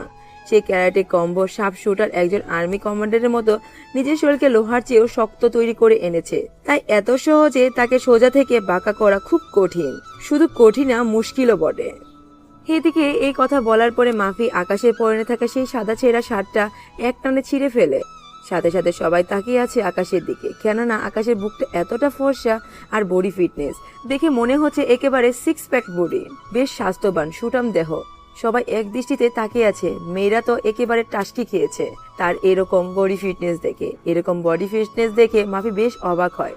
তা দেখে মাফি বলে ওঠে, কি রে, তুই দেখতে তো ক্ষেতের মতো, শরীর থেকে বেশ দুর্গন্ধ আসছে, আর শরীরের মাপ অনুযায়ী তো। মাফি আর শেষ করতে পারেনি তার কথা। হঠাৎ কোথা থেকে যেন চলে আসে প্রিন্সিপাল এসেই বলতে শুরু করে, কি ব্যাপার, তোমরা তোমাদের ক্লাসে নাকি এখানে কি করছো? যাও নিজেদের ক্লাসে যাও, সব আড্ডাবাজ হয়ে গেছে আজকালকার ছেলে মেয়েরাও। জি স্যার, এখনই যাচ্ছি, এই তো বন্ধুদের সাথে পরিচয় হচ্ছিলাম। তাই তুই আসলে কেন রে? এতগুলো মার খাওয়ার পরেও তুই এখনো জলশান্ত দাঁড়িয়ে আছিস? আমি বিশ্বাস করতে পারছি না। ও এর আগে মাফির হাতে যতগুলো ছেলের মার খেয়েছে, প্রত্যেকটা ছেলে হয় হাসপাতালে, না হলে এই কলেজের পদত্যাগ করেছে। বাদলের মুখে এরকম কথা শুনে আকাশ ঠোঁটের নিচে মুচকি একটা হাসি দিয়ে রহস্যময় কণ্ঠে বলে ওঠে, ভাই, তুমি আমার প্রতি ভুল ধারণা করেছো। আমি তেমন কেউ না, খুব সাধারণ ঘর থেকে উঠে আসা গরিব ঘরের সন্তান। নাম আমার আকাশ। স্বপ্ন পূরণের ইচ্ছায় এসেছি এই কলেজে পড়াশোনা করতে। ঠিক আছে ভাই, তুই মন দিয়ে পড়াশোনা কর। তোর যদি কোনো রকম সাহায্য লাগে তাহলে আমাদের বলিস, কেমন? আর হ্যাঁ শুন, মাফির কিন্তু আরেকটা ছোট ভাই আছে, তোর থেকে হয়তো জুনিয়র হবে। তাই নাকি ভাই? তাহলে তার নাম কি? সেও দেখতে কেমন? খারাপ না ভালো? আকাশের কথা শুনে বাদল আবারও একটু মুচকি হেসে আকাশের দিকে তাকিয়ে মাটির নিচে দীর্ঘশ্বাস ফেলে আকাশের দিকে তাকিয়ে বলতে শুরু করে, আরে ভাই, তারা হচ্ছে মেয়রের ছেলে মেয়ে, একটু বদমেজাজি হবেই। তারা কোটিপতি বলে কথা, যেমন মাফি তেমন তার ভাই, একটুতেই লেগে যায়। তবে রানার মতো চড়দিহন লম্পট নয়, এমনিতেই একটু লোচ্চার বেটা, কিন্তু একটা বিদ্যুৎ ডিম। উপরে দাপট দেখায় ঠিকই, কিন্তু তলে তলে বেচা পিড়াল।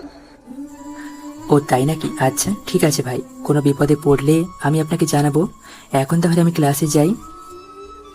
ভাই যা, যদি কোনোদিন বিপদে পড়িস আর যদি আমাকে দরকার লাগে তাহলে অবশ্যই এই বাড়িটাকে স্মরণ করিস।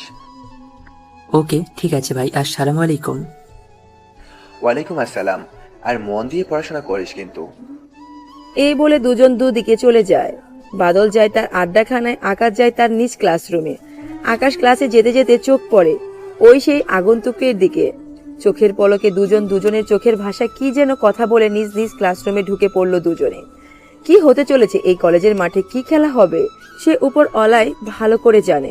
এভাবে দেখতে দেখতে কলেজের পুরো ক্লাস শেষ হয়। অতঃপর আকাশ আর ওই আগন্তুকটি বেরিয়ে পড়ে তাদের নিজ গন্তব্যে, মাফি ও তার ভাইও। বাদলও চলে যায় তার নিজ বাড়িতে। সব বন্ধুরা মিলে চলে যায় আপনা আপনা বাড়িতে। আজকে ভিপি ছেলে রানা কলেজে আসেনি, তাই কলেজে বেশি সিনক্রেট হয়নি। রানা যেদিনই কলেজে এসেছে সবাই বেশ আতঙ্কেই রয়েছে। আজ ভিপি ছেলে রানা কলেজে আসেনি বলে কলেজটা ছিল শান্তশিষ্ট প্রকৃতির। যেদিন সে কলেজের মধ্যে আসে পুরো কলেজটাকে একেবারে নরক বানিয়ে ফেলে। ভিপির ছেলে রানা আসেনি বলে কলেজের ছাত্রছাত্রীরা বেশ শান্তিতেই কলেজে ক্লাস করেছে। যেদিন সে কলেজে আসে সেদিন মেয়েদের উপর অত্যাচার শুরু হয়। এই যেমন ধরুন, মেয়েদের শরীরে যেখানে সেখানে হাত দেওয়া, মেয়েদের ওড়না টানাটানি করা, কলেজে নতুন কেউ আসলে তাকে র্যাগিং করা, কোনো মেয়েকে পছন্দ হলে তার সাথে জোরপূর্বক ডেটিং এ যাওয়া। এভাবে দেখতে দেখতে বিকেল হয়ে আসে। শহরের পরিবেশটা কেন জানি না আজকে একেবারে থমকে আছে।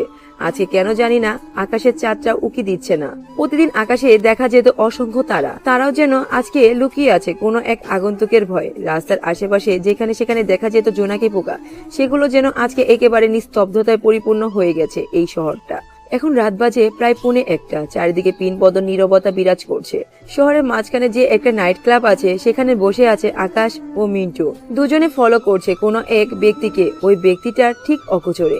ব্যক্তিটা সব ড্রিঙ্কস করে মাতাল হয়ে নাইট ক্লাব থেকে বের হয়ে রাস্তায় মেঠো পথ ধরে হেঁটে যাচ্ছে তার নিজ গন্তব্যে। ঠিক তখনই রাস্তার মাঝ বরাবর তার সামনে এসে কালো রঙের একটা বাইক থামে।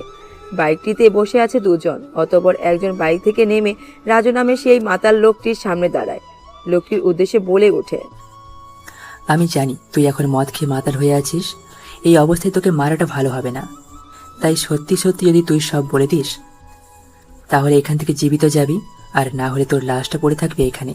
তোর রুহাটা যাবে বাড়িতে।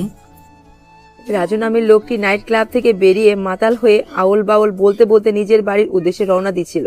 হঠাৎ তার সামনে এরকম কিছু কথাবার্তা শুনে মাতাল হয়ে বলে ওঠে, কিরে ভাই, আজকে কি একটু মাল বেশি খেয়ে ফেললি? কি সব আবল তাবল দেখছি ও শুনছি। আরে শালা মাতাল, তুই স্বপ্ন দেখছিস না বাস্তবে দেখছিস? এবার তাহলে বল জব্বার কোথায় আছে, এখন তার নেক্সট প্ল্যান কি? জব্বারের নামটা শুনে রাজুর মাতাল যেন মুহূর্তে ছুটে যায়। চোখ কসলাতে কসলাতে ভালো করে তাকিয়ে দেখতে পায় তার সামনে দাঁড়িয়ে আছে কোনো এক যুবক। যুবকটির পরনে আছে কালো প্যান্ট, কালো জ্যাকেট, মাথায় ক্যাপ, মুখে কালো রঙের মাস্ক। জব্বারের নামটা শুনে রাজু এবার বেশ থমকে যায়। চোখ কসলাতে কসলাতে আকাশের উদ্দেশ্যে বলে উঠে, কে রে ভাই তুই? তোর কি মরার পাক না গজেছে যে তুই বলতে এসছিস জব্বারকে তোর চাই? আরে জব্বার কি তুই জানিস? জব্বার হলো এই শহরের সিক্রেট মাফিয়া, কালো দুনিয়ার রাজা। রাজ করে সে। কালো দুনিয়ায় যত কালোবাজারি আছে সব তার হাতে সেল হয়, আর তুই তার খোঁজ খবর নিচ্ছিস। রাজুর মুখে এরকম কথা শুনে আকাশ তার মুখ থেকে কালো রঙের মাস্কটার সাথে টুপিটা খুলে ফেলে। অতঃপর মুখের একটা ব্ল্যাক সিগারেট নিয়ে নেয়। ধোঁয়াগুলো ছড়িয়ে দেয়। আকাশের বাতাসের সাথে মিশে যাচ্ছে তার নিকোটিনের কালো ধোঁয়া। কিছুটা সিগারেটের অংশ খেয়ে মাটিতে আবার ফেলে দিয়ে পা দিয়ে পিষে রহস্যময় পৈশাচিক একটা হাসি দিয়ে রাজুর উদ্দেশ্যে হাসতে হাসতে বলে ওঠে, আরে মামুর বেটা রাজু, আমি শহরটাতে নতুন হতে পারি, কিন্তু এই শহরটাতেই আমার জন্মস্থান। এখানে কোথায়, কোন গলিতে, কত নাম্বার বাড়িতে, কোন ফ্যাক্টরিতে কখন কি ধরনের কাজ করা হয় সব আমার লিস্টে থাকে রে। আরে ভাই ওসব ছাড়, মাল খাবি তো বল, না খাবি তো বাড়ি চল। জব্বারকে ধরার স্বপ্ন বাদ দিয়ে দে, আর আমি বলবো না জব্বার কোথায় কখন কি করে। তোর যা করার তুই করতে পারিস। এই কথা শুনে আবারও সেই আকাশ নামের আগন্তুকটি পৈশাচিক একটা হাসি দিয়ে বলে ওঠে, আরে বেটা, তুই বলবি না তোর 14 গোষ্ঠী শুদ্ধ বলবে? তোর সামনে তো এই মুহূর্তে আজরাইল দাঁড়িয়ে আছে, আর আজরাইলকে দেখে এমন কোনো মানুষ নেই যে ভয় পাবে না। মানে কি? মানে কি বলতে চাচ্ছিস তুই? তুই যদি আজরাইল হোস তাহলে তো আজকাল সবাই আজরাইল দেখতে পায়। আমি কি বেশি মাল খেয়ে ফেললাম নাকি? বাবা, কাল থেকে একটু মাল খাওয়া কমিয়ে দিতে হবে। আবারও সেই আগন্তুকটি মুচকি একটা হাসি দিয়ে পকেট থেকে একটা ছোট ভিডিও বের করে ধরে রাজুর সামনে। রাজু এরকম ভিডিও দেখে একেবারে স্তব্ধ, যে আর কেউ না, এমকে সেদিন গুডাউনে যেভাবে মেরেছিল তাদের দলের ছেলেদের, সেই ভিডিওটা দেখালো। এখন রাজু এই ভিডিওটা দেখে একেবারে প্যান্টের মলমূত্র সেরে ফেলেছে, সাথে মাতাল মাতাল ভাব যেন ভয়ে কেটে গেছে। এবার রাজু ভয়াত্মক কণ্ঠে ও আতঙ্কের সুরে আকাশের উদ্দেশ্যে বলে ওঠে, ভাই আপনি এখানে কিভাবে? ভাই আমি আপনাকে চিনতে পারিনি, আমার ভুল হয়ে গেছে, আমাকে প্লিজ ছেড়ে দিন, আমাকে যেতে দিন। আমি কারো ব্যাপারে কিচ্ছু জানি না, আমি তো আমার নিজের কোনো খোঁজ খবর রাখি না, অন্যের ব্যাপারে কি করে রাখবো? প্লিজ আমায় বাড়িতে যেতে দিন। আর আজরাইলকে দেখে এমন কোনো মানুষ নেই যে ভয় পাবে না। আরে পাগল ছেলে, এভাবে কাঁদছিস কেন? যাবি তো? যদি আমার প্রশ্নের সঠিক উত্তর দিতে পারিস তো। আর হ্যাঁ, কলেজে ওই দিন মরিয়ম নামের মেয়েটিকে কে কে মিলে ধর্ষণ করেছিলি তার পুরো ডিটেলসটা বলবি তুই এখন আমার সামনে। এমকে মানে? আকাশের মুখে এরকম কথা শুনে রাজু তো এতক্ষণ ভয়ে ছিল প্লাস আতঙ্কে, এবার এই রকম কথাবার্তা শুনে পুরো শরীর থরথর করে কাঁপতে শুরু করে, কেননা সে জানে যে কি অন্যায় করেছে তারা মেয়েটির সাথে। আর এই অন্যায়ের কথা যদি এই এমকে কে বলে তাহলে আর ফিরতে পারবে না তার বাড়িতে। তার হাঁটু দুটো থরথর করে কাঁপছে, কি থেকে কি বলবে ভেবেই পারছে না রাজু। অতঃপর অনেক চিন্তা ভাবনা করে ভয়ে ভয়ে বলে উঠে, ভাই আমি সত্যি বলছি, ওই দিন আমি ওখানে ছিলাম না, আর আমি জানি না ওই মেয়েটার সাথে কারা কিভাবে কি করেছে। আকাশ রাজুর মুখে এরকম কথা শুনে আবারও মেতে উঠে অট্ট হাসিতে। অন্যদিকে গাড়ি থেকে নামে মিন্টু। নেমে রাজু চারপাশে ঘুরতে থাকে আর পৈশাচিক হাসিতে মেতে উঠে মিন্টু আর আকাশ। অতঃপর আকাশ আবারও তার সামনে একটি ভিডিও ওপেন করে। এই ভিডিওটা দেখে রাজু এবার সত্যি সত্যি তার প্যান্টটাই নষ্ট করে ফেলেছে, কেননা এই ভিডিওটা দেখে সে নিশ্চিত বুঝে গেছে তার মৃত্যু এখানে অবধারিত হয়েছে। এই সুন্দর পৃথিবী, এত সুন্দর মনোধর রঙের পরিবেশ, হাজারো পাখির কিচিরমিচির, শহরের যানবাহনের শব্দ দূষণ, মানুষের সমাগম, দুর্নীতি, অন্যায় খারাপ কাজে লিপ্ত থাকায় আজ তাকে দুনিয়ার মায়া ত্যাগ করতে হবে। সে বুঝে গেছে তার মৃত্যু এখন এই মুহূর্তে অনিবার্জিত। আপনাদের দেখার ইচ্ছে করছে না যে আসলে ভিডিওটাতে কি এমন ছিল যেটা দেখে রাজুর জীবনটাই যাই অবস্থা? চলুন তাহলে ফ্ল্যাশব্যাকে। কলেজ ছুটি হওয়ার পরে আকাশ হেলতে দুলতে বেরিয়ে যাচ্ছিল কলেজের গেট ধরে তার নিজ গন্তব্যে। হঠাৎ এসে শুনতে পায় মেয়েলি কণ্ঠে কেউ তাকে ডাকছে। তাই পেছন ঘুরে তাকিয়ে দেখতে পায় তানহাকে। তানহা আকাশকে কলেজের মধ্যে গায়া খ্যাতদের বেশি দেখে বেশ রাগান্বিত কণ্ঠে বলে ওঠে, আরে ভাইয়া, আপনি কি করছেন? আর আপনার ফোন বন্ধ কেন? কতদিন ধরে আপনাকে ফোন করছি, ফোনটা শুধু ধরছেন না। আর আপনার জামা কাপড়ের এই অবস্থা কেন? শরীরে তো ধুলোবালি, কি ব্যাপার? আপনি তো বিদেশ থেকে লেখাপড়া শেষ করে আসলেন, তাহলে আবার এই কলেজে কেন ছাত্রবেশে? আকাশ তানহার এরকম রাগী কণ্ঠের কথা শুনে বেশ ঘাবড়ে যায়। আকাশ ও মৃদু সুরে বলে ওঠে, আরে তানহা, কেমন আছিস রে বোন? তোকে এতদিন ধরে খুঁজছি। আর শোন, এখানে এত কথা বলা যাবে না, চল অন্য কোথাও যাই। ভাইয়া চলো, সামনে একটা পার্ক আছে, সেখানে যাব। চল তাহলে সেখানেই যাই। এই বলে দুজন মিলে চলে যায় সামনের সেই পার্কে। সেখানে গিয়ে সবার অগোচরে পিছনের পার্কের বেঞ্চে গিয়ে বসে তারা দুজনে। তারপর আকাশ বলে ওঠে, কি রে, কেমন আছিস? আর আমার ওই সিমটা হারিয়ে গেছে, সেজন্য কারোর সাথে কন্ট্যাক্ট করতে পারিনি। আলহামদুলিল্লাহ ভালো আছি, আল্লাহ যেমন রেখেছে। আচ্ছা, তুমি দেশে আসলে কবে? আর কোনো কিছু শোনোনি তুমি? শুনেছি, আর সেই জন্যই তোকে আমি হন হন করে পুরো কলেজ খুঁজছি। আসলে আমি কলেজের একটা স্পেশাল ও গুরুত্বপূর্ণ ক্লাসের জন্য বাইরে বের হইনি আজকে। তা বলো, দেশে কবে আসলে? আসলাম আর কি, কয়েকদিন হলো। তোর কাছে আমার কিছু জরুরি বিষয় জানার ছিল। তোকে যা যা প্রশ্ন করব তার সঠিক এবং সত্যি সত্যি উত্তর দিবি। তানহা বেশ অবাক হয়ে আকাশের কথা শুনছে, তবে সে বেশ ভালো করে বুঝতে পেরেছে কোন বিষয়ে আকাশ তার সাথে জরুরি বিষয়ে কথা বলতে চায়। তাই তানহা আর সাত পাঁচ না ভেবে বলে ওঠে, ভাইয়া বলো, তোমার যা জানার আছে সব বলো। আমার জানা থাকলে অবশ্যই বলবো। আর তুমি কোন বিষয়ে আমার সাথে কথা বলতে চাচ্ছ আমি সেটা বেশ ভালো করে বুঝতে পারছি। তার জন্য আমিও সবকিছু তৈরি করে রেখেছি তোমাকে দেব বলে। ধন্যবাদ। তোকে আমার নাম্বার 1 প্রশ্ন হচ্ছে, সেদিন মরিয়ম কলেজে আসার পর কি তার সাথে হয়েছিল? তাকে কারা কারা মিলে তার সাথে জোরপূর্বক ওইসব করেছিল?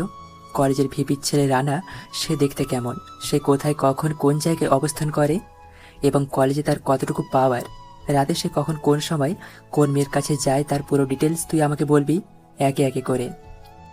তানহা বেশ অবাক হয় আকাশের মুখে এত সব কথা শুনে। সে ভাবছে কি করে জানলো সে এতগুলো কথা। আজ কলেজে আসেনি, তাহলে তাকে চিনল কিভাবে? তানহাকে এত চিন্তিত দেখে আকাশ আবার মুচকি হেসে বলতে শুরু করে, আরে তুই কি ভাবছিস আমি এত সব জানলাম কই থেকে? তাহলে শোন।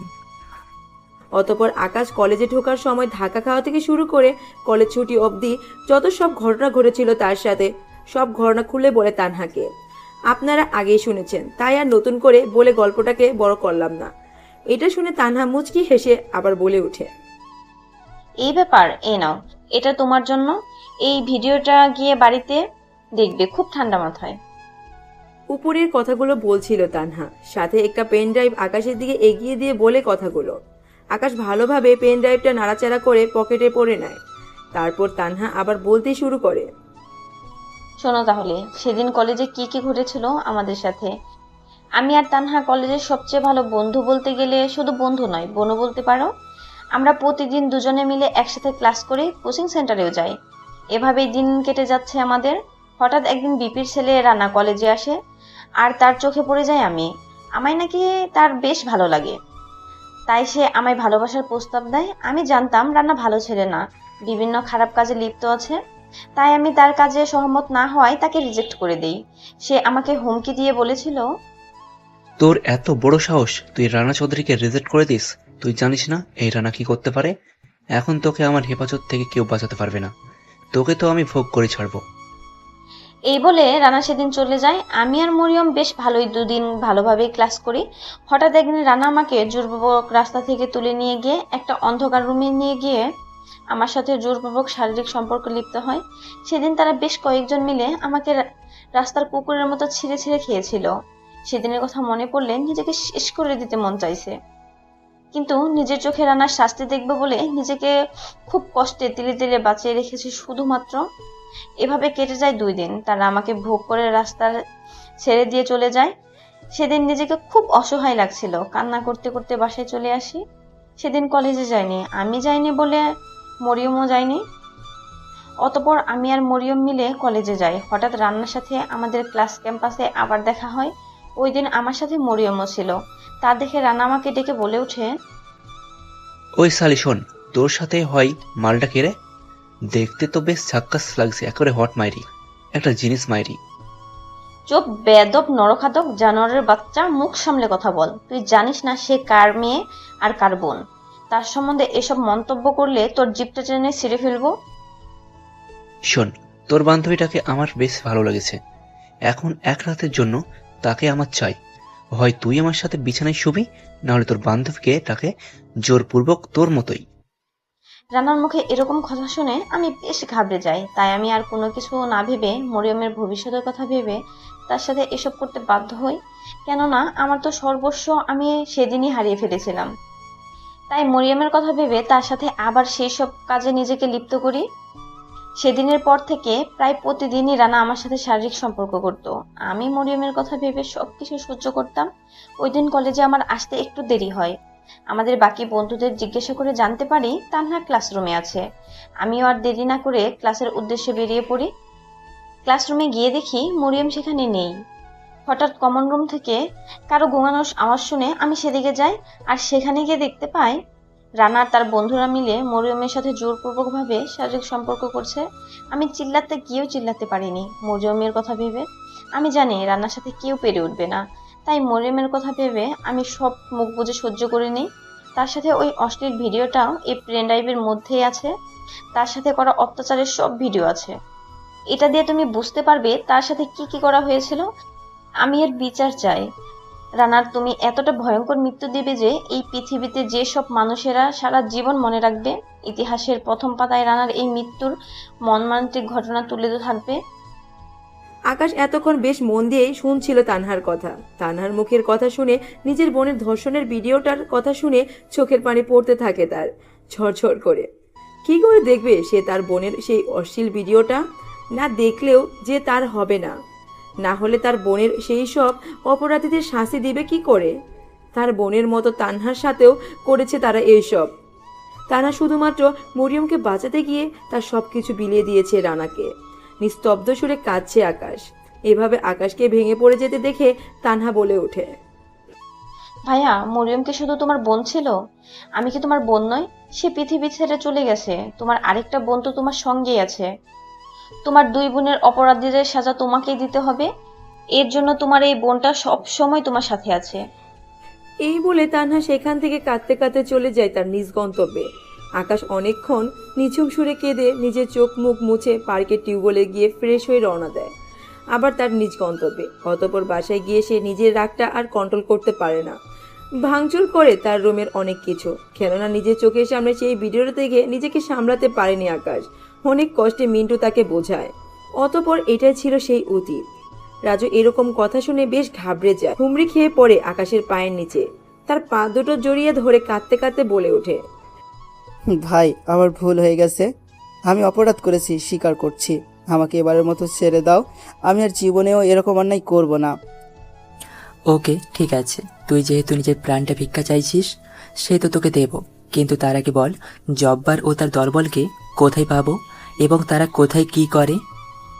ভাই, আমি সত্যি বলছি, আমি তাদের ধান্দার বিষয়ে কোনো কিছুই জানি না। জাব্বার কোথায় কখন থাকে আমি সেটাও জানি না। আমাকে ফোন করে যেখানে যেতে বলে আমি শুধু সেখানেই যাই। আমাকে এবারের মতো ছেড়ে দাও, আমি এই শহর ছেড়ে চলে যাব। আচ্ছা, ঠিক আছে। যেহেতু তুই জানিস না কি বা করি, বল। এই বন্দুকটা সাথে করে নিয়ে যা, তোর বিপদে আপদে কাজে লাগবে। এটা বলে আকাশ রাজুর দিকে বন্দুকটা ছুঁড়ে মারে। রাজুও বন্দুকটার সাথে সাথে ক্যাচ করে নেয়।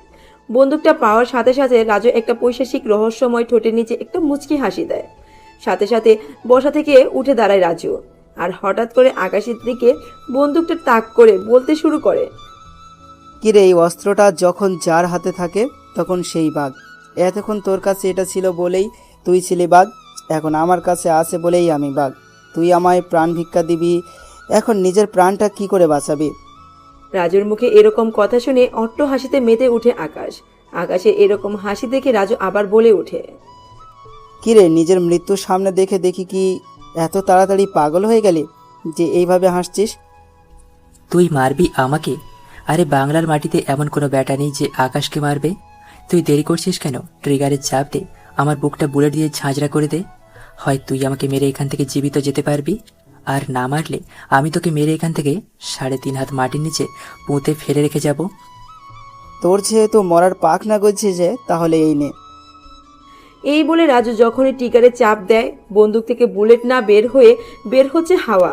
এটা দেখে আবার অট্ট হাসিতে মেতে উঠে আকাশ আর মিন্টু। এবার আকাশ বলে উঠে, আরে বোকা, খেলনার বন্দুক থেকে শুধু হাওয়াই বের হয়, নকল বন্দুক থেকে কখনো সত্যিকারের বুলেট বের হয় না। তোকে শুধু আমি পরীক্ষা করার জন্যই এই খেলনার বন্দুকটা তোর হাতে ছুঁড়ে মারি। ভেবেছিলাম সত্যি তুই যদি ভালো হতে চাস তাহলে তোকে ছেড়ে দেব, কিন্তু তুই পরীক্ষা অতিক্রম করতে পারলি না। পরীক্ষায় তুই অবতীর্ণ না হয়ে অবধারিত হলি। এবার মৃত্যুর জন্য তৈরি হ। এটা বলে আকাশ তার কোমর থেকে একটা ধারালো চাপাতি বের করে, আর রাজু এরকম ধারালো চাপাতি দেখে সোজা উল্টো পেছনে দৌড় লাগায়। এটা দেখে আকাশ আবারও অট্ট হাসিতে মেতে ওঠে। কোমর থেকে বন্দুকটা বের করে পরপর 6টা বুলেট নিক্ষেপ করে রাজুর পায়ে। ডান পায়ে লাগে 4টা আর বাম পায়ে লাগে 2টা বুলেট। সাথে সাথে রাজু রোডের উপর হুমড়ি খেয়ে পড়ে। রাজুর হেঁটে চলার কোনো শক্তি নেই, তারপরও নিজের প্রাণ রক্ষা করার জন্য লড়াই করছে নিজের সাথে। উঠতে গিয়েও উঠতে পারছে না রাজু। আকাশ আর দেরি না করে রাজুর ডান হাতের উপর কোপ দেয় সেই চাপাতিটা দিয়ে। মুহূর্তের মধ্যে শরীর থেকে আলাদা হয়ে যায় তার হাতটা ঠিক রাস্তার মাঝ বরাবর রোডের উপর থিপড়ি করছে। শরীর থেকে আলাদা হয়ে যাওয়া সেই কাটা হাতটি একের পর এক হাত পা কেটে নেয় সেই চাপাতিটা দিয়ে। এখন শুধু বডিটাই পড়ে আছে, নেই কোনো হাত নেই কোনো পা। অন্যদিকে রাজু পাগলা কুত্তার মতো চিৎকার করতে থাকে, আর মারিস না আমাকে। তোকে ছেড়ে দিই কি করে বল? সেদিন তুই আমার বোন মরিয়মকে ছেড়ে দিয়েছিলিস, তানহা নামের সেই মেয়েটিকে ছেড়ে দিয়েছিলিস, দিসনি। তাহলে আজ তোকে কিভাবে ছেড়ে দেই? তোর সাথে থাকা, তোর সেই সব সঙ্গীদের এক এক করে খুঁজে বের করে খুব তীব্রতার সাথে যন্ত্রণা দিয়ে মারবো। এই বলে আকাশ আর কোনো কিছু বলার সুযোগ না দিয়ে এক কোপে রাজুর শরীর থেকে মাথাটা আলাদা করে ফেলে। মাথাটা ছিটকে পড়ে যায় কোনো এক ঝোপঝাড়ে। দেহটা ছটফট করতে করতে রাস্তার মাঝ বরাবর নিমিষে নিস্তেজ হয়ে পাড়ি জমায় পরপারে। রুটা উড়ে যায়, আকাশ বাতাসের সাথে মিশে যায় তার মৃত আত্মাটা এই কালো আধারের ধোঁয়ার সাথে। অতঃপর আকাশ একের পর এক রাজুর শরীরে আঘাত করতে থাকে সেই চাপাতিটা দিয়ে। এত আঘাত করার পরও যেন তার শান্তি মিলছে না। এই রাজুকে মেরে অবশেষে রাজুর পুরুষ লিঙ্গটা কেটে ফেলে দেয় তার শরীর থেকে। কেননা সব মেয়েদের কথা মনে পড়লে আকাশ নিজেকে কন্ট্রোল করতে পারে না বলে রাজুর পুরুষ লিঙ্গটা কেটে ফেলে দেয় রাস্তার মাঝখানে। অতঃপর ওসির ফোনে ছোট্ট একটা মেসেজ করে চলে যায়। সেই আগন্তুক দুটি গাড়িতে চড়ে নিজ গন্তব্যে চলে যায়।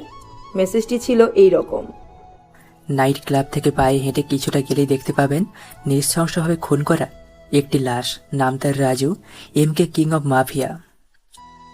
ওসি এরকম মেসেজ পাওয়ার সাথে সাথে ফোর্স নিয়ে চলে আসে ঘটনাস্থলে। অন্যদিকে আকাশ মিন্টু গিয়ে ফ্রেশ হয়। এদিকে ওসিও চলে আসে কনস্টেবল নিয়ে। লাশে এরকম অবস্থা দেখে তারা ভয়ে তো শেষ। লাশের টুকরো টুকরো অংশগুলো এক জায়গায় জড়ো করে। অবশেষে শরীরের মাথাটা খুঁজে পাচ্ছে না বলে খোঁজ লাগায় সব পুলিশ। সবাই মিলে খোঁজাখুঁজি করে শরীর থেকে আলাদা হয়ে যাওয়া মাথাটা খুঁজে বের করে। তারপর লাশের টুকরোগুলো একখানে করে ফরেন্সিক ল্যাবে পাঠিয়ে দেয়। এই খবরটি ছড়িয়ে পড়ে মুহূর্তের মধ্যে। টিভি স্ক্রিনে সাংবাদিক বলছে, আজকের ব্রেকিং নিউজ, একমাত্র পাওয়া রাত 2টার খবর। শোনা গেছে MK কিং অফ মাফিয়া বাংলাদেশে অবস্থান করছে, তাও আবার এই শহরে। আজকাল রাস্তার অলিতে গলিতে যেখানে সেখানে পাওয়া যাচ্ছে সেই সব অপরাধীদের লাশ।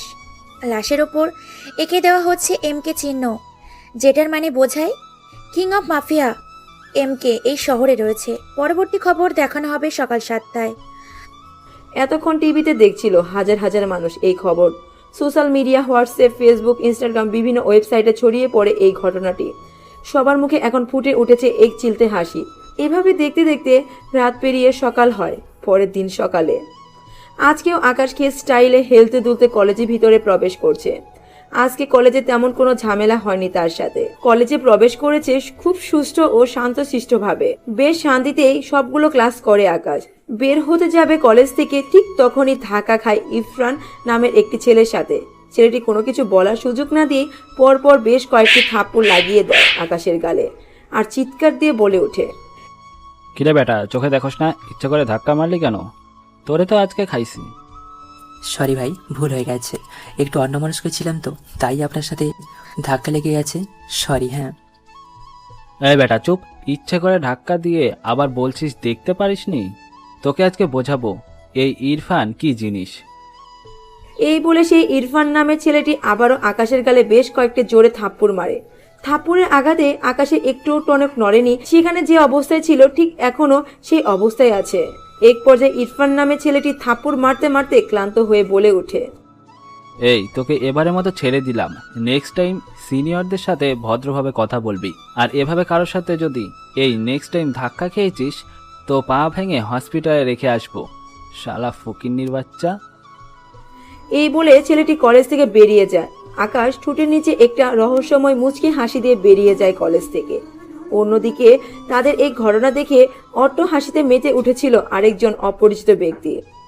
তাদের মুখে লেগে আছে সবসময় রহস্যময় অতৃপ্তকর হাসি। তাদের এই রহস্যময় হাসির পেছনে কি এমন রহস্য লুকিয়ে আছে যেটা সবার চোখের অগোচরে?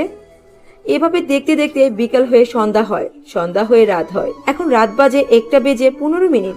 একটা বাড়িতে বেশ কয়েকটি গাড়ি পরপর ঢুকে একসাথে।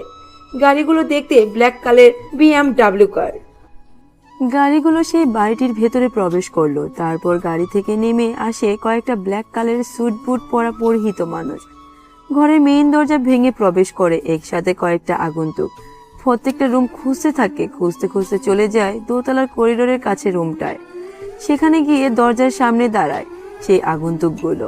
রুমের ভেতরে থেকে কারো আওয়াজ পাওয়া যাচ্ছে। রুমের দরজা ভেঙে ভিতরে প্রবেশ করে একসাথে সবগুলো ব্ল্যাক স্যুট বুট পরিহিত মানুষগুলো। রুমের ভেতরে একটা মেয়েকে নিয়ে ইরফান বেশ মাস্তি করছে। তাদের শরীরে নেই কোনো কাপড়, নেই কোনো পোশাক। এতগুলো ছেলে পেলেকে একসাথে ঢুকতে দেখে মেয়েটি বিছানা থেকে উলঙ্গ অবস্থায় দৌড়ে ওয়াশরুমের ভেতরে চলে যায় আর ভিতরে থেকে দরজাটা আটকিয়ে দেয়। তারপর ইরফানকে উলঙ্গ অবস্থায় গাড়িতে তুলে নিয়ে আসে। এখন ইরফান বাঁধা অবস্থায় একটা ঘোড়ার ভেতরে আছে। এভাবে দেখতে দেখতে সকাল হয়। আজকেও আকাশ ক্ষেত স্টাইলে কলেজের উদ্দেশ্যে রওনা দেয়। কলেজের ভেতরে প্রবেশ করতেই দেখতে পাস বেশ কয়েকটি ছেলে মিলে ওই মাফি নামের মেয়েটিকে জ্বালাতন করছে। শরীরে যেখানে সেখানে হাত দিচ্ছে তা দেখে মাফি নামের মেয়েটি বলে ওঠে, দেখ রানা, তুই জানিস না আমি কে? আমি মেয়রের মেয়ে, আর তুই হলি সাধারণ একটা ভিপির ছেলে। তাতে কি হয়েছে বেবি? শুধু এক রাতের জন্যই তো তোমাকে আমি আমার করে পেতে যাচ্ছি। এতে তুমি সুখ পাবা, আবার আমিও। এই কথা রানা বলতে না বলতেই মাফি পর পর কয়েকটা থাপ্পড় বসিয়ে দেয় রানার গালে। রানা থাপ্পড় খেয়ে চারিদিকে তাকায়। কলেজের ভেতরে ক্যাম্পাসে ছেলে মেয়ে সবাই তাকিয়ে আছে তাদের দিকে। এই মনস্তিষ্কর ঘটনা দেখে সবাই মজা নিচ্ছে, কেউ এগিয়ে আসছে না ভয়ে। তা দেখে রানা বলে ওঠে, তোর এত বড় সাহস, তুই এই রানা চৌধুরীর গায়ে হাত দিয়েছিস? তোকে আজকে বোঝাবো রানা কি জিনিস। তোকে আজকে এই কলেজের ক্যাম্পাসের সামনে উলঙ্গ অবস্থায় ধর্ষণ করব। এটা বলে রানা আর কোনো কথা ছাড়াই মাফির পরিহিত টি শার্টটি ছিঁড়ে ফেলে। এই দৃশ্য দেখে ক্যাম্পাসের ছেলে মেয়েরা লজ্জায় চোখ নামিয়ে ফেলে। অন্যদিকে এরকম দৃশ্য দেখে আকাশ আর নিজেকে কন্ট্রোল করতে পারে না, এগিয়ে আসে তাদের কাছে।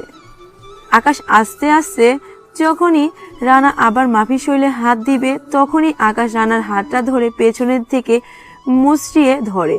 মরমর করে মুহূর্তের মধ্যে রানার হাতটা ভেঙে যায়। এই দৃশ্য দেখে কলেজের ক্যাম্পাসের ছেলেমেয়েরা একেবারে অবাকের চরম পর্যায়ে। মাফি তো হাঁ করে এক দৃষ্টিতে তাকিয়ে আছে আকাশের দিকে। আকাশ তার শরীর থেকে টি শার্টটা খুলে পরিয়ে দেয় মাফির শরীরে। রানার এরকম করুণ অবস্থা দেখে কলেজের ছেলেমেয়েরা এগিয়ে আসে, আকাশকে মারতে শুরু করে। অন্যদিকে আকাশ মাটিতে লুটিয়ে পড়ে গড়াগড়ি খাচ্ছে। রানার ছেলে পেলে আকাশকে একের পর এক মারতে থাকে। হঠাৎ কলেজের গেট দিয়ে কলেজ ক্যাম্পাসের মাঠে প্রবেশ করে বেশ কয়েকটি কালো রঙের BMW কার। কারগুলো থেকে নেমে আসে 20 থেকে 25 জন ছেলে। প্রত্যেকটি ছেলের পরনে আছে black sweet, black jacket, black শু, ব্ল্যাক হেড, ব্ল্যাক মাস্ক। তারা আর দেরি না করে রানার ছেলেপেলেদের একের পর এক মারতে শুরু করে। এভাবে মারতে মারতে আধমরা করে ফেলে তার ছেলেপেলেদের। অতঃপর কোনো কথা না বলে রানা ও তার বন্ধুদের গাড়িতে তুলে নিয়ে চলে যায় সেই আগন্তুকগুলো। এতক্ষণ কলেজের ক্যাম্পাসে এই দৃশ্য দেখে সবাই হতবাক। সবার মুখে একটাই কথা, কে এই লোকগুলো? কেনই বা রানাকে এভাবে মারতে মারতে নিয়ে গেল? কোথা থেকে এলো এতগুলো BMW কার? অন্যদিকে আকাশ মাটি থেকে উঠে মুচকি একটা রহস্যময় হাসি দিয়ে বেরিয়ে আসে কলেজ থেকে। মাফিও ভালো করে চারদিকটা তাকিয়ে দেখতে পায় তার দিকে সবাই হাঁ করে তাকিয়ে আছে নেশা লাগা এক চোখে। তাই মাফি আর দেরি না করে আকাশে টি শার্টটা গায়ে দিয়ে বেরিয়ে পড়ে বাড়ির উদ্দেশ্যে। রানাকে তুলে নিয়ে যাওয়া হয়েছে ওই কথাটা পৌঁছে যায় জব্বার সাহেবের কানে।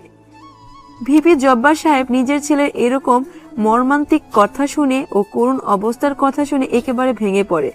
হন করে খুঁজতে থাকে পুরো শহরে। হন করে খুঁজতে থাকে পুরো শহরে। এদিকে আকাশ কলেজ থেকে বের হওয়ার পরে চলে যায় তার সেই বাংলোতে গিয়ে শাওয়ারের নিচে নিজেকে ভালো করে ভিজে গোসল করে বের হয়ে আসে তার নিজের রুম থেকে।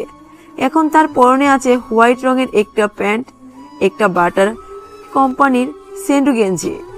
কিছুক্ষণের মধ্যে গাড়িতে করে চলে আসে আরেকটি মেয়ে। সে আর কেউ না, ঠিক আপনারা ধরতে পেরেছেন, সেটা হলো তানহা। আকাশ কলেজ থেকে বের হওয়ার সময় তানহাকে ঠিকানা মেসেজ করে দিয়ে চলে আসতে বলে এখানে। এখন অর্ধ উলঙ্গ ইরফান আর রানাকে চেয়ারের সাথে বেঁধে রাখা হয়েছে। আকাশ ইশারা করাতে সব গার্ড বেরিয়ে যায় রুম থেকে। আকাশ তানহাকে বলে ওঠে, তুই চেয়েছিলি না অপরাধীদের শাস্তি দিতে? এখন অপরাধীরা তোর চোখের সামনে বসে আছে, তোর যা ইচ্ছা তাই করতে পারিস। আমরা বাইরে আছি, কোনো সমস্যা হলে ডাকতে পারিস। ঠিক আছে ভাইয়া, তুমি বাইরে যাও। আজ আমি আমার প্রতি হয়ে যাওয়া অন্যায়ের প্রতিশোধ নিতে পারবো। আকাশ বেরিয়ে যায় রুম থেকে। তারপর তানহা রানা ও ইরফানের মুখে 2টা রুমাল পুড়ে দেয়। তারপর তানহার সামনে থাকা বক্সটা থেকে একটা ব্লেড ও চিমটা বের করে। তারপর বলে ওঠে, তোরা সেদিন আমার ও মরিয়মের এই সুন্দর পৃথিবীটা ধ্বংস করে দিয়েছিলি, তোদের শাস্তি দেব বলে আজও আমি বেঁচে আছি। মরিয়ম তো সেজে নিজেকে শেষ করে দিয়েছে। আমার বোনের মতো বান্ধবীর হত্যার প্রতিশোধ আজ পূর্ণ হতে চলেছে আমার হাতে। এই বলে তানহা হাতে থাকা ব্লেড আর চিমটাতে দিয়ে ইরফানের পুরুষলিঙ্গটা একটানে কেটে ফেলে। শরীর থেকে আলাদা হয়ে যাওয়ার সাথে সাথে সেটা এদিক ওদিক লাফাতে শুরু করে। ইরফান মুহূর্তের মধ্যে নিস্তেজ হয়ে পড়ে, পাগলা কুত্তাদের মতো চিৎকার করতে থাকে। ইরফান কিন্তু তার আওয়াজ বাইরে আসে না, কেননা তার আগেই তার মুখে রুমাল পুড়ে দিয়েছিল তানহা। রানা ইরফানের এই অবস্থা দেখে মলমূত্র করে ফেলে।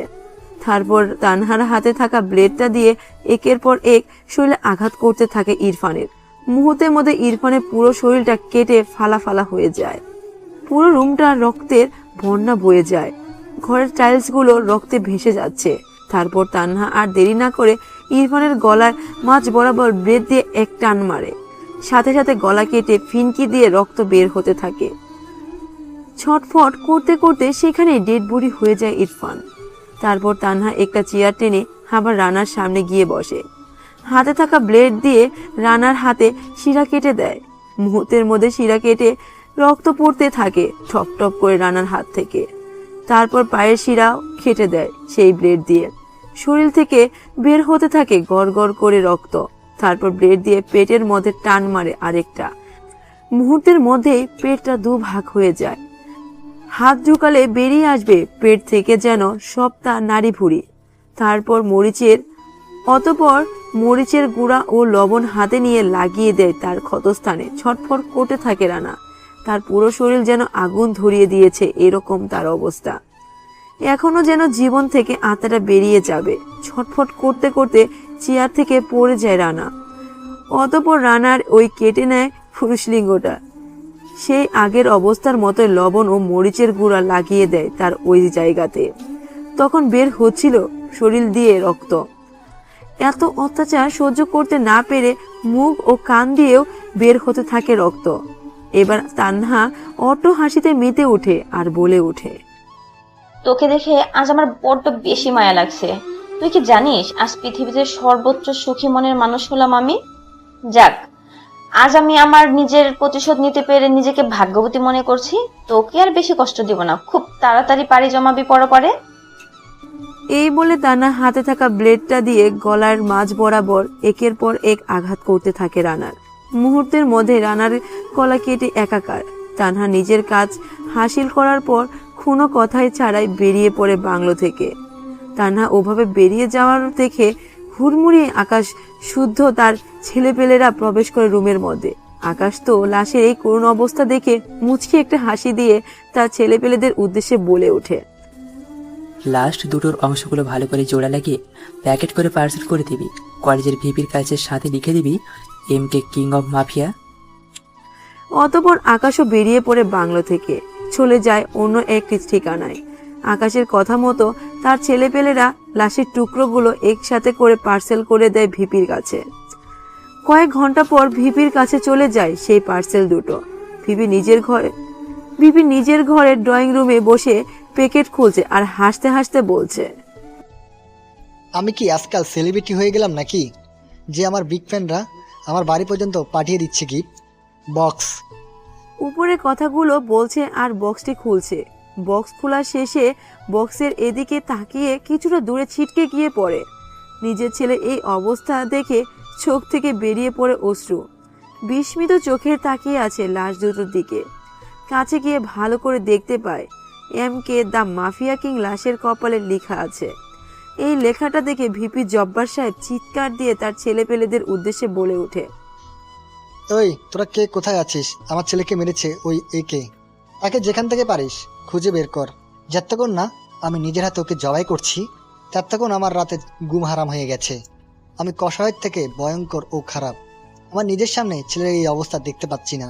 তোরা যত তাড়াতাড়ি সম্ভব এই লাশ দুটাকে দাপন করার ব্যবস্থা কর। এই বলে ভিপি জব্বার সাহেব চলে যায় তার নিজের রুমে। অন্যদিকে আর কিছু লোক বেরিয়ে পড়ে MK কে খোঁজার উদ্দেশ্যে, আর কিছু লোক লাশ দুটোকে দাফন করার কাজে লেগে পড়ে। এভাবে কেটে যায় 2 দিন। এই 2 দিন আকাশ আর মাফি কেউ যায়নি কলেজে। অন্যদিকে ভিপির লোকেরা হন করে খুঁজে বেড়াচ্ছে MK কে, কিন্তু তার টিকিও খুঁজে পাচ্ছে না। ধরা ছোঁয়ার বাইরে এই MK। আজ মাফি কলেজে এসেছে। আকাশের সেই শার্টটা সাথে করে নিয়ে এসেছে।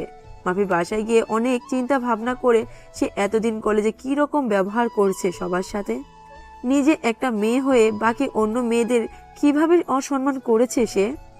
আজ নিজের অসম্মান হওয়াটা সে বেশ ভালো করে বুঝতে পেরেছে যে একটা মেয়ের ইজ্জত কতটা বড় দামি তার সম্পদ।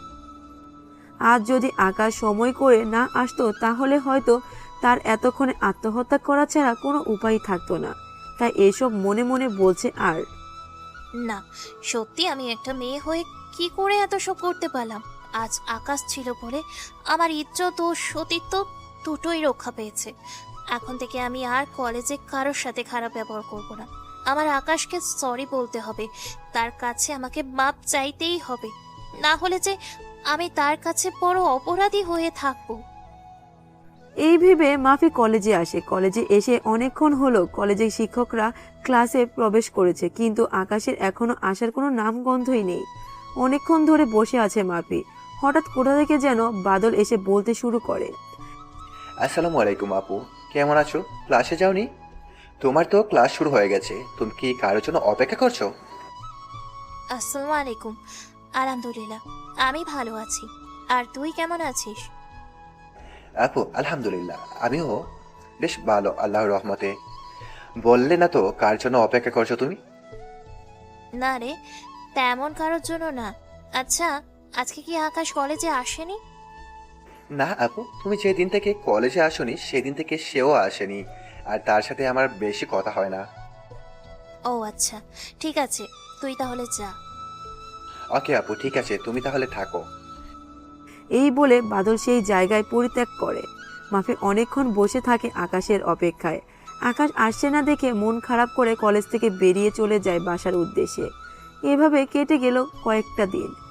আজ আকাশ কলেজে এসেছে, কিন্তু এখনো মাফি আসেনি। বাদল আকাশকে দেখে ডেকে বলে ওঠে, এ আকাশ দাঁড়াও, তোমার সাথে আমার কিছু কথা আছে। এই যে আম গাছটার নিচে চলো। আচ্ছা ঠিক আছে ভাই, চলুন। এই বলে দুজনে তারা সেই আম গাছের নিচে গিয়ে বসে। অতঃপর বাদল অনেকক্ষণ পর একটা দীর্ঘ নিঃশ্বাস ফেলে আকাশের দিকে তাকিয়ে মুচকি একটা হাসি দিয়ে তার উদ্দেশ্যে বলে ওঠে, তুমি আসলে কে? সেদিন মাফিয়াকে রানা অসম্মান করার পর তুমি যখন তার হাতটা ভেঙে দিলে, ঠিক তখন তার বন্ধুরা তোমাকে মারতে শুরু করে। তার কিছুক্ষণ পরই বেশ কয়েকটা গাড়ি এসে আবার রানাকে মারধর করতে শুরু করে। এরপর তাকে নিয়ে চলে যায়। তারপরের দিনই শোনা যায় রানার দলের ছেলেদেরকে বা কারা নিঃসঙ্গভাবে হত্যা করেছে। আবার ওই ঘটনার পর 3 দিন তোমাকে কলেজে দেখা যায়নি। আকাশ বাদলের কথা বেশ ঘাবড়ে যায়। তারপর আকাশের দিকে তাকিয়ে একটা দীর্ঘশ্বাস ছেড়ে মাটির দিকে তাকিয়ে বলতে শুরু করে, আমি আকাশ, মধ্যবিত্ত পরিবার থেকে উঠে আসা এক অসহায় ছেলে। পরিবারে নুন আনতে পান্তা ফুরিয়ে যায়। মা বাবার ইচ্ছা পূরণের জন্য এসেছি এই শহরে মানুষের মতো মানুষ হতে। এসে তো মাফি নামের সেই মেয়েটির সাথে ঝামেলাতে জড়িয়ে গিয়ে ফেললাম নিজেকে। দেখ, তুই মাফিকে যতটা খারাপ মনে করিস সে ততটা খারাপ না, একটু বদমেজাজে, এটাই আর কি। আর আমার কেন জানি না মনে হচ্ছে তোর কথা আমার মোটেও বিশ্বাস হচ্ছে না। এটাই সত্যি ভাই, এছাড়া আমার আর দ্বিতীয় কোনো পরিচয় নেই। আচ্ছা যাই হোক, শোন, তোকে মাফি কয়েকদিন ধরে খুঁজছে। আমার সাথে দেখা হয়েছিল তার সাথে একটু দেখা করে যাস, কি যেন তার একটু দরকার আছে। ওকে ঠিক আছে ভাই, দেখা করে যাব। এটা আর বলার পর বাদল সেখান থেকে চলে যায়। আকাশ বসে থাকে একাই আম গাছের নিচে। হঠাৎ গাড়ি নিয়ে কলেজের ভেতরে ঢুকে মাফি। গাড়ি পার্কিং করে ক্লাসরুমে যাচ্ছিল মাফি। হঠাৎ তার চোখে পড়ে যায় আকাশ। আকাশকে দেখে সেই আম গাছে চলে যায় মাফি। মাফিকে দেখে আকাশ উঠে চলে যাবে, ঠিক তখনই মাফি পিছন থেকে বলে ওঠে, আকাশ, এই আকাশ, দাঁড়াও, তোমার সাথে আমার কিছু কথা আছে, প্লিজ দাঁড়াও। আকাশ মাফির এরকম করুণ সুরে ডাকা শুনে সেখানে থমকে দাঁড়ায়। অতঃপর মাফি আকাশের সামনে গিয়ে দাঁড়ায় আর মাথা নিচু করে করুণ সুরে বলতে শুরু করে, আকাশ, আমি তোমার কাছে কিভাবে ক্ষমা চাইব সে ভাষা আমি খুঁজে পাচ্ছি না। তবে আমি যে তোমার কাছে মাপ না চাইলে সারা জীবন নিজেকে অপরাধী হিসেবে বেঁচে থাকতে হবে। সেই দিনের ব্যবহারের জন্য আমি খুব দুঃখিত, তুমি আমাকে মাফ করে দাও। দেখুন ম্যাডাম, আমি আপনাকে সেদিন মাফ করে দিয়েছি। অতীতের কোনো কিছু মনে নিয়ে ঘোরাফেরা করা এই আকাশের কর্ম নয়। দেখেছো, তুমি আমাকে এখনো মাফ করোনি। যদি মাফ করতে তাহলে আমাকে মাফি বলে ডাকতে। দেখুন, আমি গরিব ঘরের সন্তান, নুন আনতে পান্তা ফুরিয়ে যায় আমাদের। আর আপনি হলেন এই শহরের মেয়রের মেয়ে। আপনাকে সম্মান দেওয়াটা আমাদের নৈতিক দায়িত্ব। দেখো, তুমি আমাকে মাফ করো প্লিজ। আমি তোমার পায়ে পড়ছি, তুমি আমাকে মাফ করো প্লিজ। আমি আজ থেকে ভালো হয়ে যাব। কোনো দিন আর কাউকে অসম্মান করব না, ছেলেদের মতো পোশাক পরবো না। তবুও তুমি আমাকে মাফ করো প্লিজ। এই বলে মাফি কাঁদতে কাঁদতে আকাশের পায়ের নিচে পড়ে আকাশের পা জড়িয়ে ধরে। পুরো কলেজের ক্যাম্পাসের ছেলে মেয়েগুলো তাকিয়ে আছে আকাশ ও মাফির দিকে। মাফির এরকম কর্মকাণ্ড আকাশ একেবারে হতবাক। আকাশ ভালো করে পুরো ক্যাম্পাসের দিকে তাকিয়ে দেখতে পায় পুরো কলেজের ছেলে মেয়ে তাকিয়ে আছে তাদের দিকে। তাই আকাশ আর দেরি না করে মাফিকে তার পা থেকে উঠিয়ে বলতে শুরু করে, আপনি কাউকে অসম্মান করবেন না, ছেলেদের মতো পোশাক পরবেন না, এটা তো ভালো সংবাদ। আচ্ছা ঠিক আছে, আমি আপনাকে মন থেকে ক্ষমা করে দিলাম। এবার তো প্লিজ ছাড়ুন, সবাই দেখছে আমার দিকে। ছাড়তে পারি, তবে একটা শর্তে, আমাকে তোমার বন্ধু বানাতে হবে। কিন্তু আর কোনো কিন্তু নয়। তুমি যদি আমাকে তোমার বন্ধু না বানাও তাহলে আমি নিজের অনেক বড় ক্ষতি করে ফেলবো, বলে দিলাম। আর তুমি হয়তো জানো আমি যেটা বলি সেটাই করি। ওকে ঠিক আছে, নিজের কোনো ক্ষতি করতে হবে না। ওকে, আমরা আজ থেকে বন্ধু। বন্ধু তো হলাম, তবে তুমি আমাকে আপনি নয় তুমি করে বলতে হবে। ওকে ঠিক আছে, তুমি করেই বলবো। এখন চলো তাহলে ক্লাসে যাওয়া যাক। এই বলে আকাশ মাফি দুজনে মিলে চলে যায় তাদের ক্লাসরুমে। এইভাবে একের পর এক ক্লাস শেষ করে চলে আসে কলেজের খোলা মাঠে। সেখানে বসে সবাই মিলে কিছুক্ষণ আড্ডা দেয়। অতঃপর বাড়ির উদ্দেশ্যে রওনা দেয় যে যার মতো। আকাশ কলেজের গেট দিয়ে যখনই বের হতে যাবে ঠিক তখনই গাড়ি হর্ন দিচ্ছে পেছন থেকে কেউ একজন। তা শুনে আকাশ বলে ওঠে, আরে ভাই, গাড়িটা যাওয়ার জন্য আর কতটা জায়গা লাগে? পুরো জায়গাটা তো পড়ে আছে, তারপরও হর্ন দিচ্ছেন কেন? আকাশ গাড়ির দিকে না তাকিয়ে কথাগুলো বলছে আর গেট দিয়ে বাইরে যাচ্ছে। হঠাৎ মেয়েলি কণ্ঠে গাড়ির ভেতর থেকে কেউ একজন বলে ওঠে, এই আকাশ দাঁড়াও, গাড়িতে ওঠো। আকাশ পেছনে তাকিয়ে দেখতে পায় মাফি তাকে তার গাড়িতে উঠতে বলছে। তা দেখে আকাশ বলে ওঠে, না, আমি পায়ে হেঁটে যেতে পারবো, তুমি বরং গাড়ি করে চলে যাও, আর আমার একটু কাজ আছে।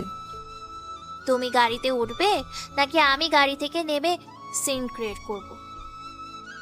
আকাশ আর কোনো কথা না বলে সোজা গাড়ির ভেতরে গিয়ে বসে পড়ে। কেননা এ মেয়ে কোনো বিশ্বাস নেই। পুরো কলেজের সামনে যদি আকাশে পা ধরতে পারে তাহলে গাড়ি থেকে নেমেও আকাশকে গাড়িতে চড়ার কারণে সিন ক্রিয়েট করতে পারে। তাই আকাশ ভয়ে ভয়ে গাড়িতে গিয়ে বসে। গাড়ি চলছে তার আপন মনে। এদিকে গাড়িতে বসে মাফি একের পর এক বকবক করতেই আছে। আকাশ শুধু তার প্রশ্নের উত্তরে হ্যাঁ হু করছে। এভাবে দেখতে দেখতে কলেজ থেকে অনেকটা পথ চলে আসে। অতঃপর আকাশ গাড়ি থেকে নেমে পড়ে আর মাফির উদ্দেশ্যে বলে ওঠে, তুমি যাও, আমার সামনে একটু কাজ আছে তো। ওকে ঠিক আছে, বাই। আর রাতে ফোন দিব, ফোনটা ধরবে কিন্তু, না হলে খবর আছে। এই বলে মাফি চলে যায় তার নিজ বাড়িতে। আকাশও চলে যায় তার নিজ কাজে। অন্যদিকে ভিপির লোকেরা এমকে কে খুঁজে বেড়াচ্ছে হন্য হয়ে, কিন্তু কোনো খোঁজিস পাচ্ছে না এই এমকের। এভাবে যত দিন যাচ্ছে তত মাফি আকাশের বন্ধুত্ব গভীর হতে থাকে। আজ মাফি সিদ্ধান্ত নিয়েছে আকাশকে তার ভালোবাসার কথা জানাবে। অন্যদিকে আকাশও ভেবেছে মাফিকে আজ পুরো কলেজের ক্যাম্পাসের সামনে প্রপোজ করবে।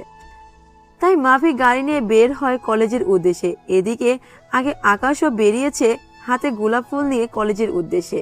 আকাশ পায়ে হেঁটে কিছুটা পথ এসে শুনশান ব্রিজের উপর দিয়ে যেতে হয় তাকে কলেজের থেকে কিছুটা দূরেই এই ব্রিজটা।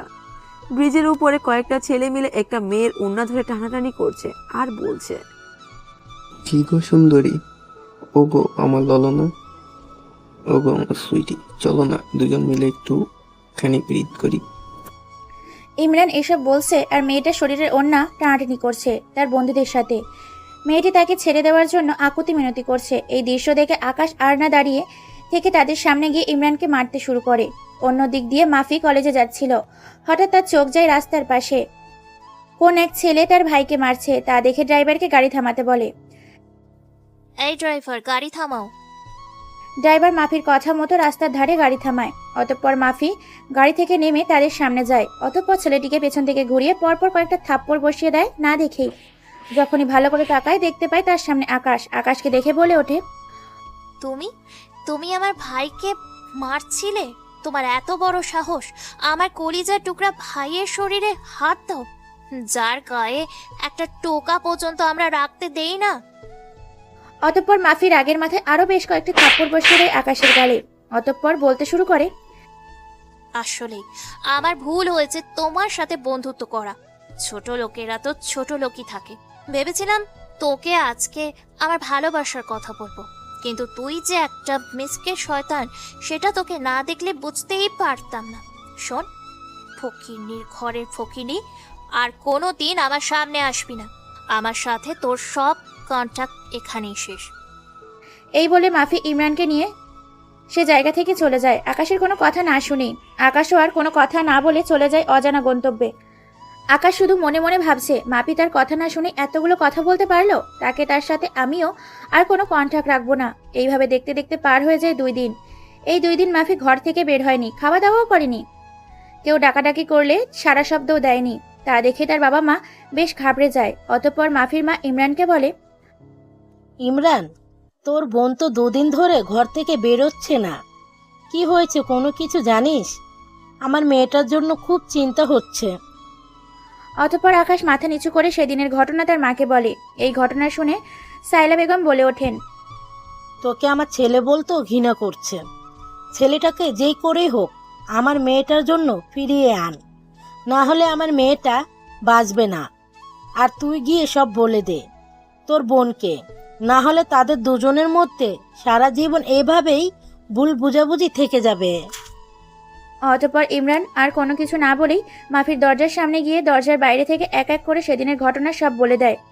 মাফি ভেতর থেকে এই কথা শুনে দরজা খুলে পরপর কয়েকটা থাপ্পড় লাগিয়ে দেয় ইমরানের গালে আর বলে ওঠে, ছি ছি, তোকে আমার ভাই বলতেও ঘৃণা করছে। তুই এতটা খারাপ হয়ে গেছিস? তোর জন্য শুধু শুধু আমি আমার পাগলটাকে কত গালাগালি করলাম, সাথে থাপ্পড় দিয়েছি। সে কি আমায় আর মেনে নেবে? আমি আর এ জীবন রাখবো না। প্লিজ আপু, তুই আমাকে মাফ করে দে, নিজের কোনো ক্ষতি করিস না। ওই ভাইয়াটাকে আমি তোর জন্য ফিরিয়ে আনবো। এইভাবে দেখতে দেখতে পেরিয়ে যায় 2 দিন। ইমরান আকাশের কোনো খোঁজ খবরই পাচ্ছে না। এদিকে মাফিও কান্নায় ভেঙে পড়েছে একেবারে, রুম বন্ধ করে ফেলেছে নিজেকে। অন্যদিকে ভিপি জব্বার সাহেব নিজেকে নিজের ছেলের খুনের প্রতিশোধ নেওয়ার জন্য মরিয়া হয়ে উঠেছে। আজ অনেক দিন পর আকাশ কলেজে গেছে, সাথে মাফিও গেছে। হঠাৎ মাফির চোখ যায় আম গাছের নিচে, আকাশকে দেখতে পাওয়া যাচ্ছে। মাফিও আর দেরি না করে দৌড়ে যায় আকাশের সামনে, গিয়ে ধপাস করে আকাশের পা দুটো জড়িয়ে ধরে বেধর্মভাবে কান্না করতে করতে বলে ওঠে, আকাশ, তুমি আমাকে মাফ করে দাও। আমি তোমার ভালোবেসে ফেলেছি। আমি না জেনে না বুঝে তোমার গায়ে হাত তুলেছি, তোমার পায়ে পড়ি। তবু আমি তোমাকে ছাড়া বাঁচবো না। তুমি আমাকে মাফ করে দাও। তুমি চাইলে আমাকে মারতে পারো, কাটতে পারো, তবু আমি তোমাকেই ভালোবাসি। আরে আপনি কি করছেন? আপনার হাতে নোংরা লেগে যাবে তো। আমরা তো ফকিরনি ঘরের ছেলে পেলে, আমাদের সাথে কি আপনাদের চায়? এই বলে আকাশ যখনই চলে যাবে ঠিক তখনই পেছন থেকে আহা বলে মাফি ওঠে। তা দেখে আকাশ পেছনে তাকায়, দেখে সাথে সাথে আকাশও একেবারে স্তব্ধ, কেননা ছুরি দিয়ে মাফি তার হাত কেটেছে। আর একটা টান দিতে যাবে ঠিক তখনই আকাশ ধরে নেয় আর থাপ্পড় দিয়ে বলে, পাগল হয়ে গেছো তুমি? এভাবে কেউ হাত কাটে? তোমার উপরে আমার কোনো রাগ নেই, আছে শুধু অভিমান।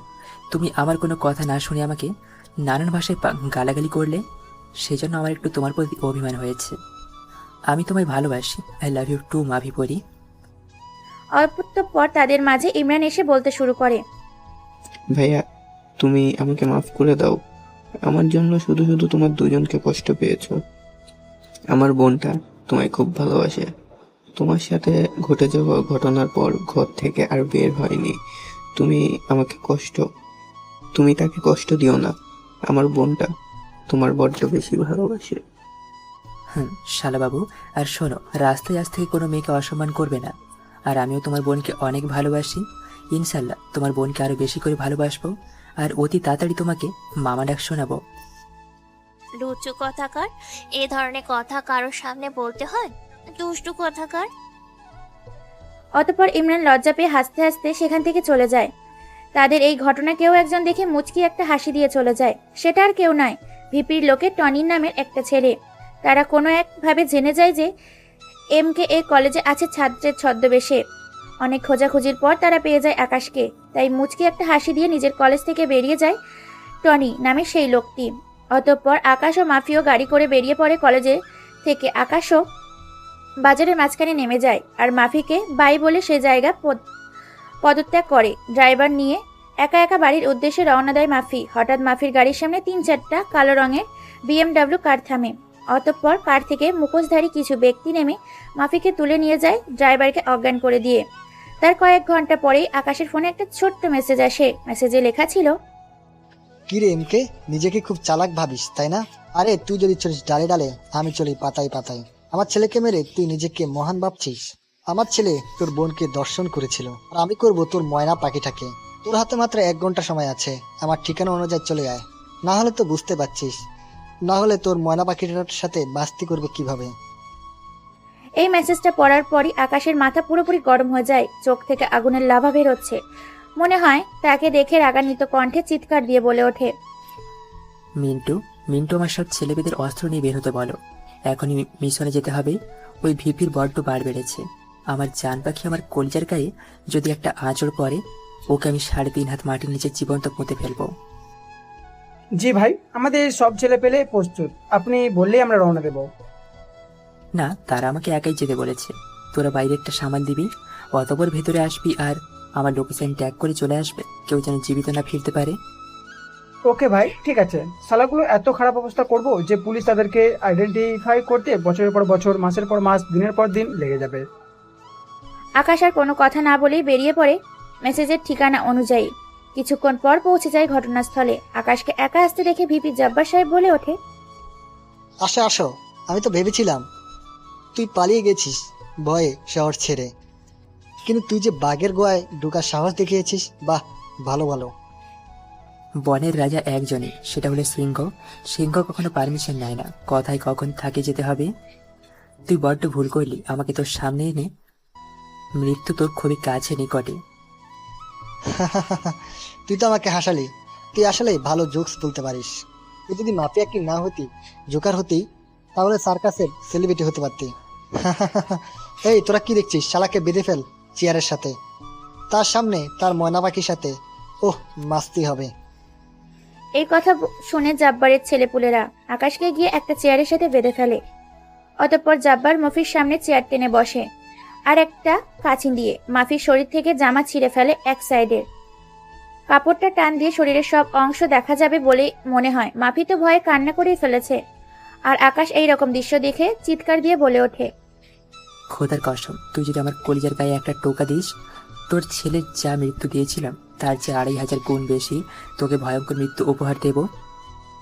এটা শুনে জব্বার আলী দৌড়ে গিয়ে এক লাথি মারে আকাশের বুক বরাবর। আকাশ ছিটকে পড়ে যায় কিছুটা দূরে। জব্বারের লোকেরা আবার আকাশকে চেয়ারের সাথে ভালো করে বেঁধে ফেলে। অতঃপর জব্বার আলী যখনই মাফির শরীরে বাকি ওপরের ঠিক তখনই কোথা থেকে যেন বুলেটের বন্যা হতে শুরু করে। হঠাৎ করে আক্রমণ হওয়াতে জাপারের লোকেরা কিছু করতে পারছে না। কে কোন দিক থেকে পালাচ্ছে তারই ঠিক নেই, আর গুলি করবে কাকে। কয়েক মিনিটের মধ্যেই পুরো রুমটা শ্মশানঘাট হয়ে যায়। জব্বারের লোকেরা একে একে সব শেষ হয়ে যায় সেখানে। মিন্টু চলে এসেছে, তার সঙ্গে পাঙ্গদের নিয়েও আকাশ ও মাফিকে বাঁচাতে। জব্বার চারিদিকে ভালো করে তাকিয়ে দেখতে পায় তার ছেলেরা আর কেউ বেঁচে নেই। তা দেখে জব্বার ভয়ে ভয়ে পেছোতে থাকে।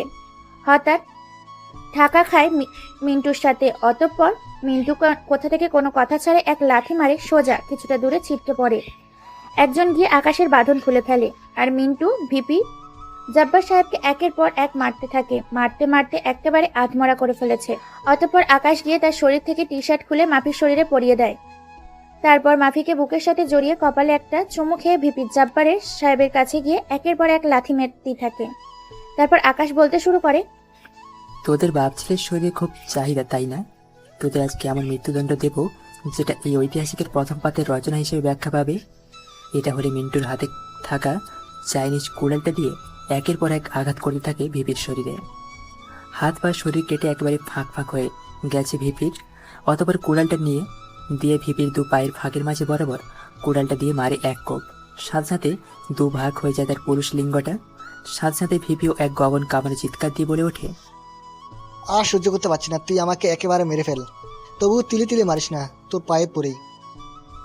এ কথা শুনে আকাশের আরো মাথা গরম হয়ে যায়। মাফিকে চোখ বন্ধ করতে বলে, কুড়ুলটা ওপরে উঠিয়ে মাথার মাঝ বরাবর মারে এক কোপ। সাথে সাথে মুখটা দুভাগ হয়ে যায়, ছিটকে যায়। অতঃপর শরীরে কুড়ালটা দিয়ে একের পর এক আঘাত করতে থাকে। নিমেষেই শরীরটা কেটে টুকরো টুকরা হয়ে যায়। শরীরের আর শরীর বলে কোনো অস্তিত্বই নেই। একটা হিংস্রতার ভয়ানক হয়ে উঠেছে আকাশ। অতঃপর সবাইকে নিয়ে বেরিয়ে পড়ে আর ফ্যাক্টরিতে আগুন লাগিয়ে দেয় পেট্রোল দিয়ে। মুহূর্তের মধ্যে পুড়ে ছাই হয়ে যায় ফ্যাক্টরিটা। সেখান থেকে বেরিয়ে পড়ে আকাশ, মাফি, মিন্টু সহ তার দলবল। সাংবাদিক, পুলিশ খবর পেয়ে ঘটনাস্থলে আসে। অতঃপর সাংবাদিক বলতে শুরু করে, আপনারা এই মুহূর্তে দেখতে পাচ্ছেন একটা ব্যাপার, পুড়ে যাওয়া ফ্যাক্টরি। এই ফ্যাক্টরির মধ্যে কলেজের ভিপি জব্বার সাহেবকে পুড়ে মারা হয়েছে, কারণ তিনি ছিলেন একজন মাদক ব্যবসায়ী, নারী পাচারকারী। এমকে নামের মাফিয়াটা তাকে একটা ভয়ঙ্কর মৃত্যু দেয়, যা ইতিহাসের পাতায় রচনা হিসেবে ব্যাখ্যা পাবা বলে শোনা যাচ্ছে হাজারো মানুষের মুখে। এই মাফিয়াটাকে আজ পর্যন্ত কেউ দেখেনি। যে দেখেছে তাকেই ওপরের টিকিট ধরিয়ে দিয়েছে। বাংলাদেশে পুলিশ, আইন বাহিনী ও রাজনীতি কর্মকর্তারা কোনো কিছুই করতে পারছে না, কেননা শুধু সে নামই মাফিয়া নয়, বরং কাজেও মাফিয়া। সে যেটাই বলে সেটাই করে, তাই ভয়ে তারা টক্কর দিতে চায় না কেউ। আজকে এই মুহূর্তে এই ছিল এখানকার নিউজ। এই খবরটি ছড়িয়ে পড়ে সারা বাংলাদেশে। সবাই এখন আতঙ্কিত, মুক্ত, বিপদযুক্ত। সবার মুখে হাসি, কারণ তারা এখন শান্তিতে ঘোরাফেরা করতে পারবে স্বাধীন বাংলাদেশে। তারা স্বাধীনভাবে বাঁচতে পারবে। এইভাবে দেখতে দেখতে পেরিয়ে যায় 2 দিন। পারিবারিকভাবে আকাশ ও মাফির বিয়ে ঠিক করা হয়। এতদিনে মাফি জেনে গেছে আকাশ একজন আন্ডারওয়ার্ল্ডের কিং অফ মাফিয়া। তবুও সে আকাশকে ভালোবাসি বলেছে, তাই তাদের বিয়ে হচ্ছে পারিবারিকভাবে। দেখতে দেখতে তাদের বিয়ে হয়ে যায়। এখন খাটে নববধূ সেজে বসে আছে মাফি। হঠাৎ আকাশ রুমে প্রবেশ করে, ভেতর থেকে দরজা আটকে দিয়ে খাটের ওপর গিয়ে বসে। অতঃপর মাফির 16 হাতি ঘোমটাটা ফেলে দিয়ে মাফির কপালে একটা চুমু খেয়ে বলে ওঠে, আজ তোমাকে আমি আমার কাছে পেয়েছি। হারিয়ে যেতে চাই তোমার অস্তিত্বে। বানাবে কি তুমি আমাকে তোমার বাবু রাব্বু? আমিও হারিয়ে যেতে চাই তোমার ওই অস্থিতে, যেখানে শুধু পাবো ভালোবাসা আর ভালোবাসা। হারিয়ে যেতে চাই